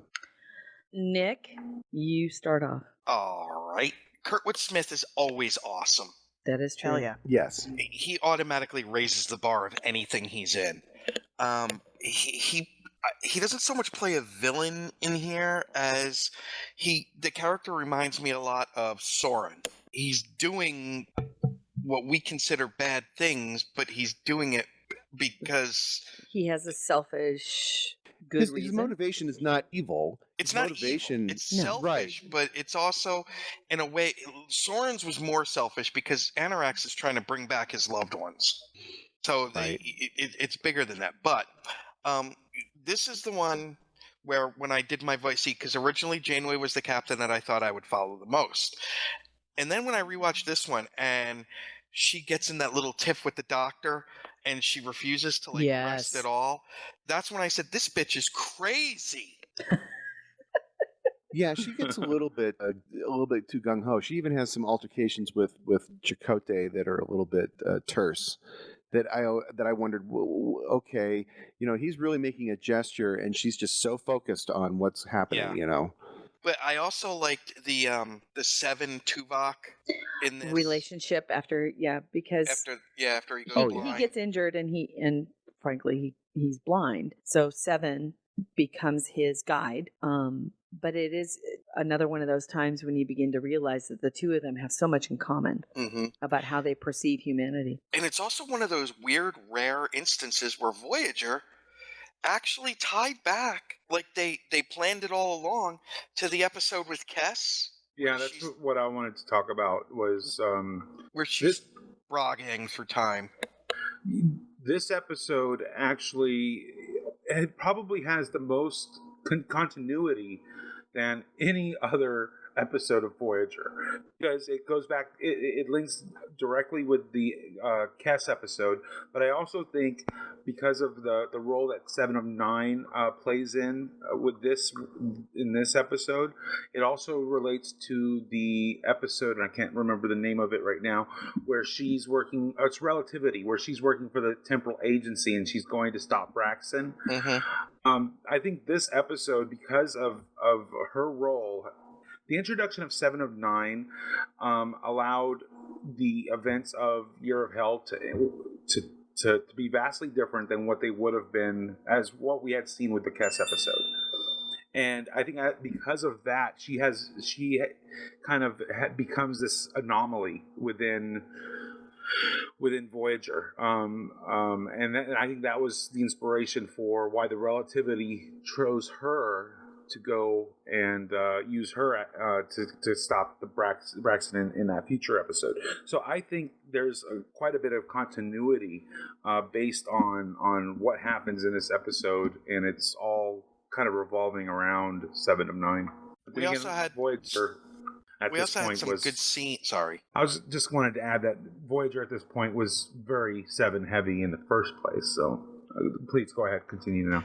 We also had some really good scenes, like the dinner where Anorax gives them dinner, and it's like all these foods that he has. I thought that was the freakiest thing ever. Yeah, I mean that showed me how insane he was. That's a man who's insane. And then there's also the really great scene where Janeway has them leave Voyager, except for the skeleton crew. That really dinner scene, though, to me was like a hunter who hunted and took pride in killing off the last of a species, and yet kept the skin of the species in his office as a trophy. I thought that was and that's one of the weird things about the character, though, too, is because again his initial what he's about is about trying to restore this colony, but he's become so jaded with it that even when they do an incursion and it's a very unsuccessful one, he turns to his second in command and says, well, we have all the time in the world, we can fix this, and he becomes very nonchalant about the destruction of entire civilizations because, well, they'll come, they'll go, whatever, but so he becomes very, very detached from the emotional side of what his ramifications are. And I think that's what's illustrated in that dinner scene. You're right. He talks about it in such a nonchalant way that it really is a window to the character there. When I watched that particular scene, what I kind of imagined, I don't think anyone may have seen it, but the Hannibal TV show, it's the Hannibal Lecter from Silence of the Lambs when he was younger.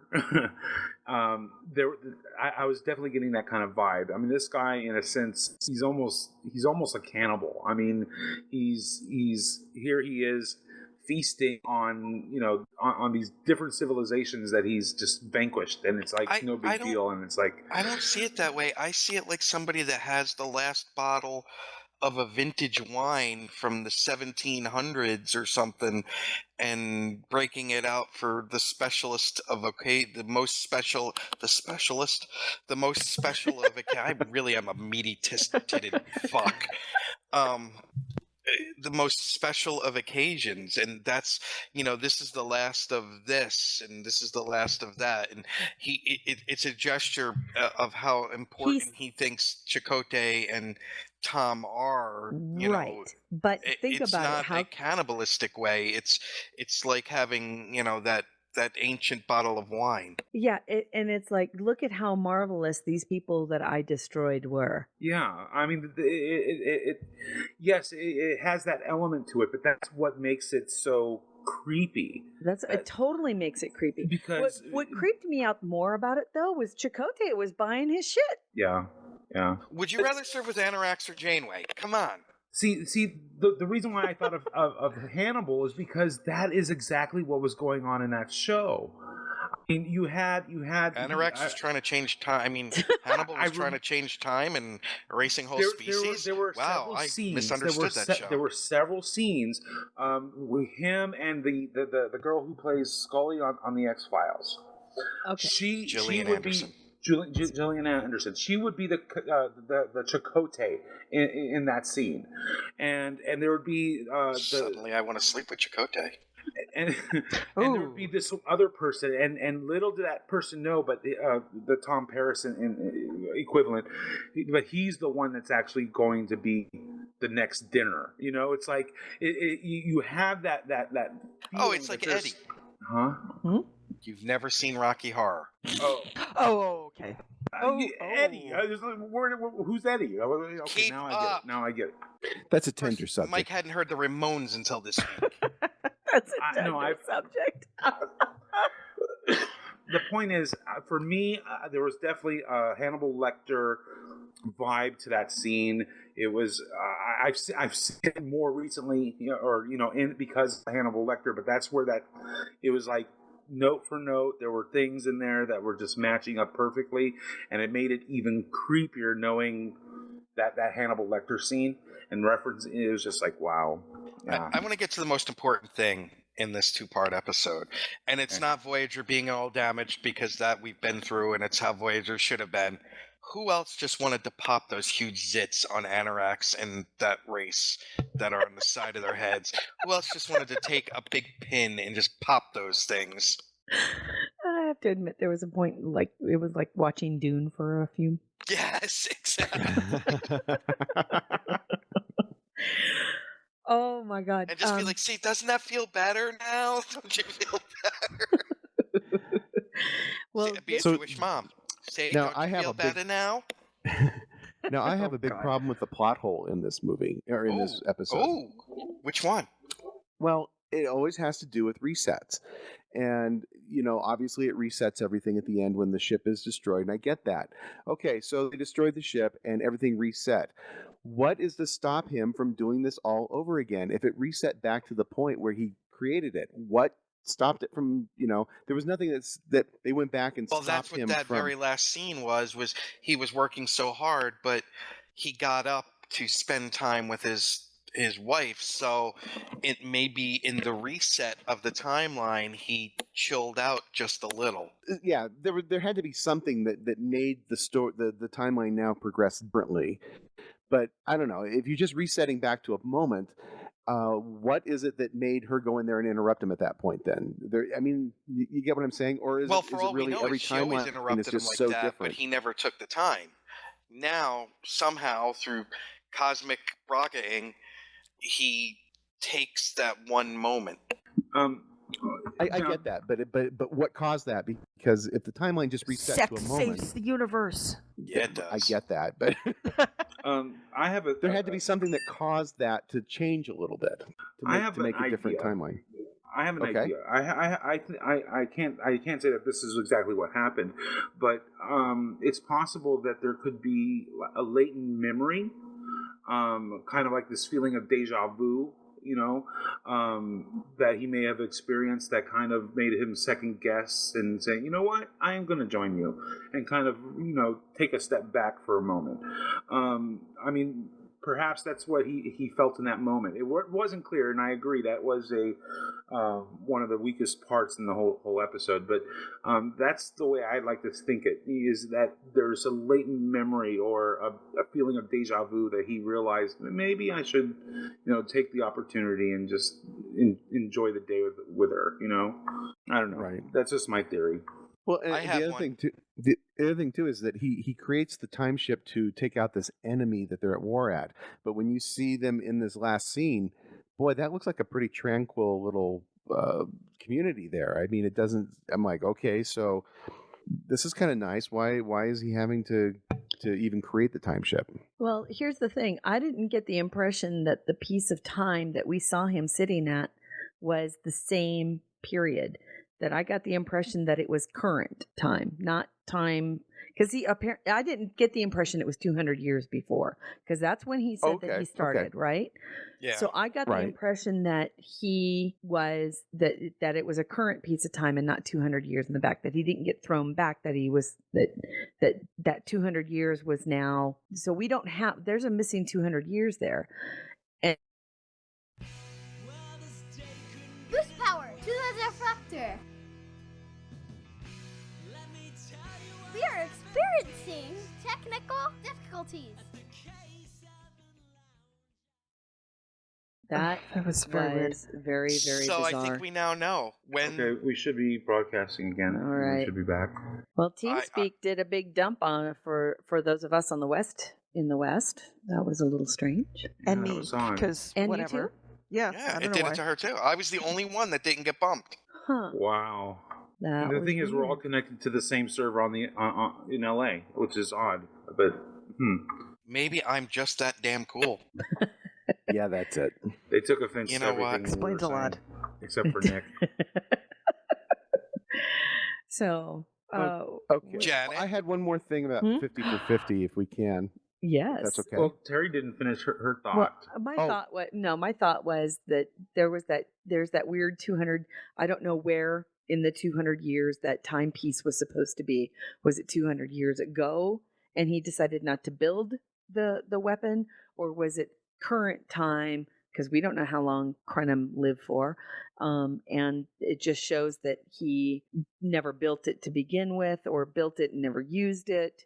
I don't know. Okay, I well think then that, here's my problem then. Yeah. Either way, something had to change 200 years ago that kept that ship from being built. So whether that's Sex. that scene or it's a different thing, something changed. Well, What in changed Stowe, is he had Sex. sex. Yeah. in Stowe, he ends up still continuing to build it, That's but they true. don't use it. that's true. So it's like, But okay, well, they But don't use it in the same way that they did in. He has the thing where in Star Trek Online, the Krenim ship have the specs for it, but they don't have history that it was ever built, right? Because they call it Yeah. the Anorax. Correct. Which makes me think of anorexia. Well, yeah. I love her. And in Star Trek It's Online, a very thin ship. the same thing happens. But it is still the thinks it Krenim looks gets big. his nose bent out of joint because his girlfriend gets offed, and we end up having the same problem, except we're the ones that use the weapon, and we start the temporal Cold War. Janet Because are doing we're a show for stupid. herself. They're very passionate people. You don't want to fuck with them. Wait, what? I don't know. She said anorexia. I said it's a very thin ship, but it still thinks it looks fat. Oh, I'm gonna kick I your ass. totally caught that. I was trying to speak. Sorry. All right, So, so there's one we more thing have I this wanted to wonderful thing address. that Alan's gonna do. Okay, hold on a second. I'm going to put the link in the chat room. Hold on a second. Yay! This was a request, actually. It was a special request. So we had a request from Kush Manzada, to talk about. He had a question actually about the 50 for 50 survey, and that was what season of what series had the best, had the highest positive response. So I went back and I did a recalc of the entire thing, and I put it in the chat room. There's a little graph there that shows you how it was season by season, which seasons were the most highly rated. And it's interesting because, as you'll see, Enterprise went off the scale compared to everybody else. And especially in the fourth season. The fourth season of Enterprise was the most highly ranked season of all of the shows. Wow. And in a way, it kind of makes sense because the show was taking off at that point. It was finally finding its stride. Mm-hmm. And had some great storylines going on. Yeah, seriously, Nick. Not so surprisingly, look at TOS on there, and it drops off pretty badly in the third season, and of course we know a lot of reasons for that. TNG, interestingly, starts off the lowest, then takes off, and then stays very steady all the way through until season 7. Yeah, and then it just interesting. Yeah. DS9 starts off low, picks up, and then hits its stride about 4th season, and then of course Voyager you see is kind of a little bit up and down, and is generally the lower ranked series all the way to the end there. But I thought it was kind of interesting how those kind of fell out, and I was really surprised when I went back and looked at the data how well received the 4th season of Enterprise was. That was a great season. I miss it. I'm so sorry, Janet. Well, Voyager season 4 really was the high watermark for it. Yeah. Well, that was right after they picked 7 of 9, because that's at the end of season 3 into season 4, I believe, is when 7 joins the show. And the show starts to take on some different, I don't know, a different feel to it at that point too. It had a different texture to it. Exactly. It's funny. We were talking about this last night, and I have to admit, I'm kind of a Voyager fan. I like Voyager, and there's a reason for it. Whereas the other series, TNG and DS9 especially, started to become more and more serial in the way that they presented, especially DS9. And so you have these long story arcs, and that kind of directs where things are going to, how you're going to progress. It's kind of hard to go and often do something that's kind of a little bit one-off when you've got these storylines going. One of the things that Voyager did that was kind of a harking back to the TOS structure is it was more episodic, and each of the episodes really do stand alone are standalone. We know that there's an overall arc with Voyager about we're stranded and we're trying to get home, and that's always in the background. But within that, they still had episodes where they're completely standalone with something, what I call a high concept episode. And actually some of my favorite Trek episodes are from that part of Voyager. And I was telling Terry some of the ones that are like my favorite. For example, there's an episode called Blink of the Eye, where they come to a planet that has a sped up. The gravity thing? Yeah, it has a fast time. What's his name? frame. Daniel, the Asian actor that's in that. Yes. But basically, they show up. They get into orbit, and what's just moments for Voyager can be centuries for this planet. And so they see the star, and so they become an influence. Yes, I love that one. And it's just a fascinating episode, and that's the kind of stuff I kind of like about Voyager, is to get into those kind of high concept things that really pull you out of the Star Trek world and more into a science fiction DS9 allegory. was able to do that too, with stuff like the one where he builds the ship with the solar sail. Sure. And all of that. The problem with Voyager not having is that series cried out for it because of where they were. It shouldn't be shiny and new every week. Well, I agree with you on that aspect.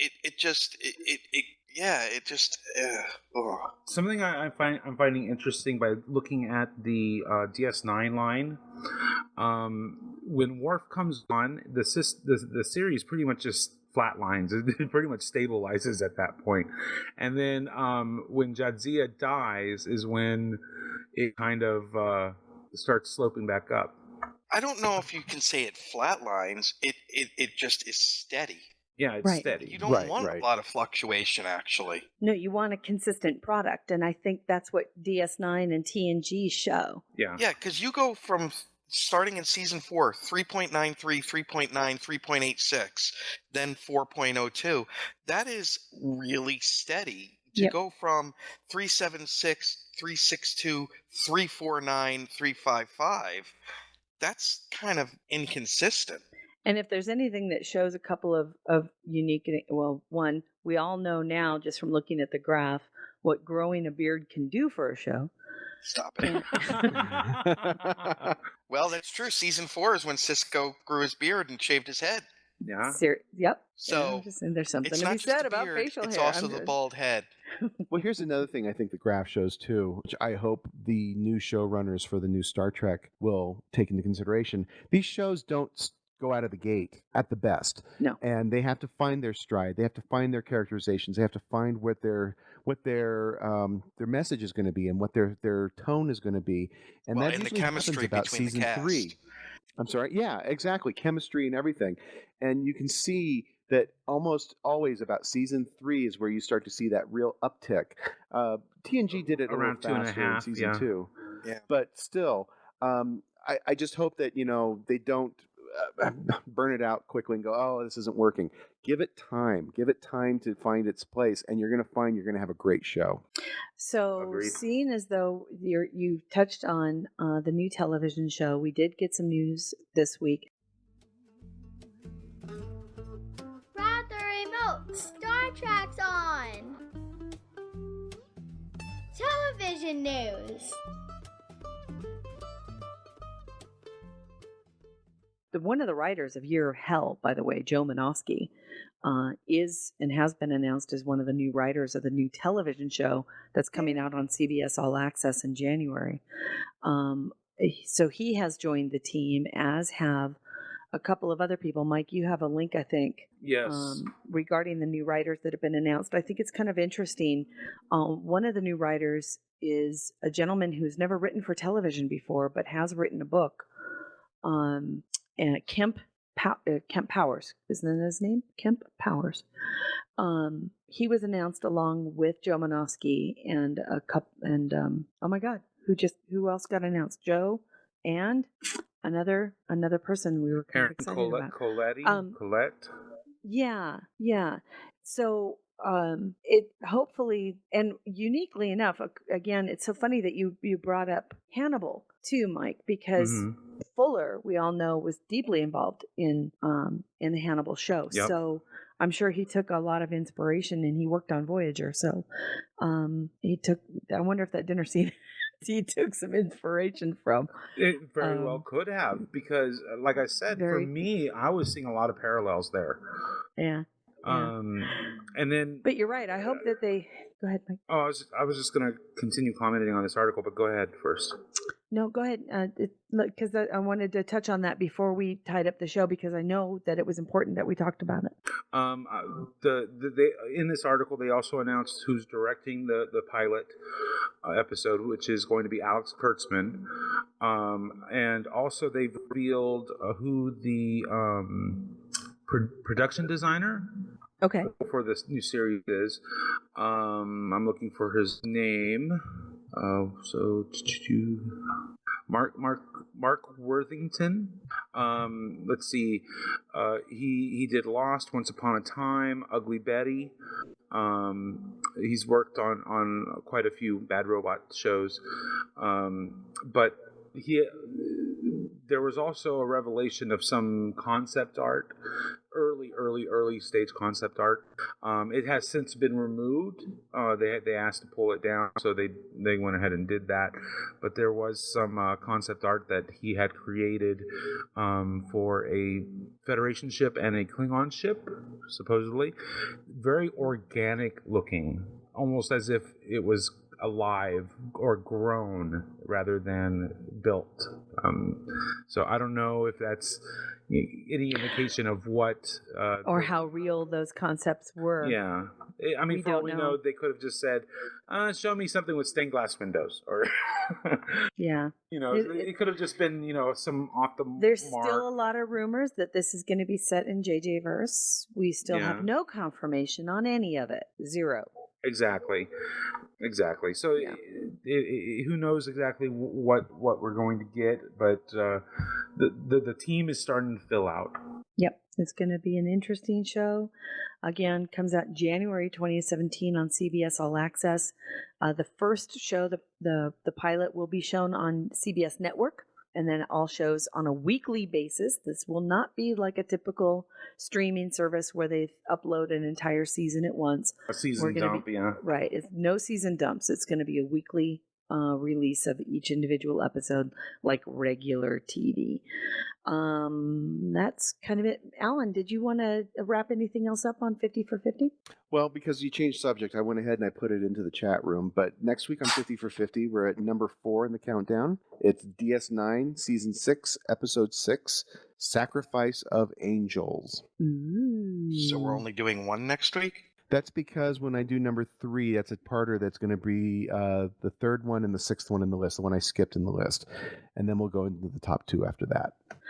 And we got to number 13, right? That was the second part of the Voyager? I'm sorry, what was that? Didn't we skip number 13 was the... I put the list in the chat room so you could see how it all broke out. Year of Hell was number... there it is. Okay, I apologize. Okay, I had to scroll up because I was looking at the... Year of Hell was number 5, and the second part was number 13. Got it. But we skipped number 6 because it's part of a 2-parter that's going to be revealed when we do number 3. 3. Got it. So number 4, we're doing Alone next week, and that is Sacrifice of Angels from DS9. Sacrifice of Angels. Very cool. Thank you. Appreciate it. And what a great question from Jim Cushman from Cushy regarding the 50 for 50. If you have additional questions about the poll, or you want somebody to, or if you want Kojiro to break it all down for you in a different way, send us a note. Leave us a voicemail over here on the side. You can send us a note at hosts@gntshow.com, or you can tweet us and ask us, if you've got a question about the rest of the poll, all 600 plus episodes. Were polled, and he's got numbers on all of them. So if there's something interesting that you want him to answer for you, just ask him. He'd be happy to. I think he'd be happy to do it, unless there's something crazy, right? I'll do crazy. I'm okay with that. Right on. Sweet. Okay. Well, anybody announcements? I have something to say. Announcements. All right. Once more, thank you for nominating us for the Parsec Award. Our submission has been turned in, so it's now in judges' hands. And I think eventually, if we ever make it to the finalist round, I think the vote goes public at that point, if I'm not mistaken. So keep your fingers crossed, I suppose, but competition is stiff. So I thought if we made the finals, it was a cage match. Possibly. I would so win. I'm there. Dayton would be the one walking out. And if you don't understand why, that was part of the sample that we used to send in. Yes. Let's see. We had a supplemental log this week. We spoke with Mike Schilling from Shore Leave. We got really inside baseball with that one, talking about conventions and especially Shore Leave and a lot of the guests and whatnot. So definitely check that out, especially if you're going to be anywhere near the Baltimore area, right? Is that? Yep. So definitely check that out. Last week, Nick went to Awesome Con. The gentleman that he went with, who took some amazing photos, we have a gallery added with all the photos from there added to our website, as well as the gentleman Garth. He had written up a blog post for us, and that is on our site as well. So be sure to check that out. Semantic Shenanigans, we're in development. We have a theme song. Thank you, Invocation Array. Yay! Thank you, Adrian. We love it. Yes. Thank you, Adrian. We are looking for a logo there for the website and for various uses. So if you're interested, send us your designs, and who knows, there might be a contest. We may even award prizes. So that is a thing. I love the fact that Invocation Array is now like our house band. Yeah, she's become that, isn't she? Got to support indie music artists, right? So, Gates of Tovacor episode 3.2 is out. So, third season, episode 2. Vengeance is Life. It's been released, so check that out. This is also the show notes. And Sports Show. They got a website update this week, and so they're now utilizing their new logo. And new episodes continue to be released weekly. So give them a listen and check them out. All right. I think that kind of does it. We appreciate all of our listeners. Thank you so much for Yes, we love you all. tuning in live and being with us in the chat room and just lurking if you're just lurking. And we love having you here. We will be back next week. I believe it is Father's Day. However, Nick, are you going to be around? Yeah, I will. Okay. Isn't it Father's Day today? Next No. week. Next Thank week. God. Okay, good. I'll call them next No. Yeah, Father's Day is next week, June 19th for Michael Hinman. And Today's the 12th, Mr. Hinman. yeah, that's Not true. November It's not 47th. November. Thanksgiving. It's not 6/12, Thanksgiving. 2016, Mr. Hinman. November 12th. No. And all the ships at sea. Very cool. All right. And next So- week, yeah, we're like in a 30s copper movie, yeah? Yeah, see? Oh Yeah. God. Yeah. Wait, what? yeah. Wait, what? Huh? It's another piece of Huh? the action, G&T style. I'm going to go to a restaurant, order some food, and then just put it into the trash because I have anorexia. Oh, Oh. my head mic on that one. All right, you guys. Thanks so You much hit for Mike joining. in the head? Yes. I Huh? think it's time to wrap this up. Oh, we're tired. For my head Yes. is hollow. Okay. And I have touched, And I have touched the sky. something. Yes. Oh, God. All Wait, right, okay. you What? guys. What? Wait, what? What? Wait, what? What? Huh? What? Until next week. What? Live long and prosper. What? Kapla. Huh? What? Happy Thanksgiving. What? What? What? Huh? What? Huh? Speak up, Joel Sonny. on true. What? Huh? What? Huh? Music for the GNT show is provided by 5 Year Mission, Enterprise Blues Band, Warp 11, Andrew Allen, and Greth Thor. The GNT show is a BLB production. Move ahead, walk back to 10. Put a mini skirt on my yo man. Represent the human race. And we make space a happy place. To boldly go where no man's gone before.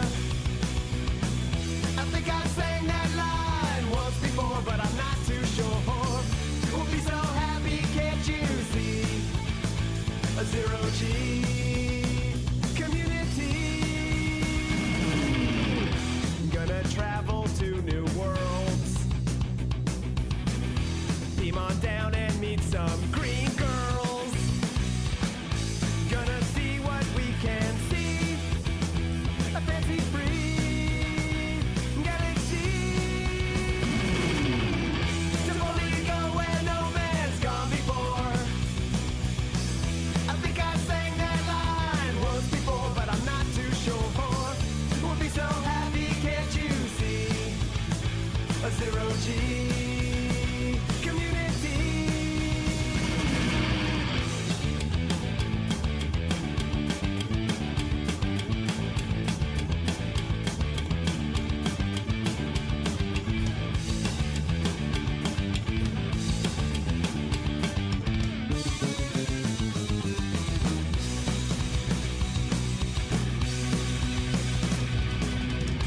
Come and take a tour with me. There'll be no cons or Kobayashi.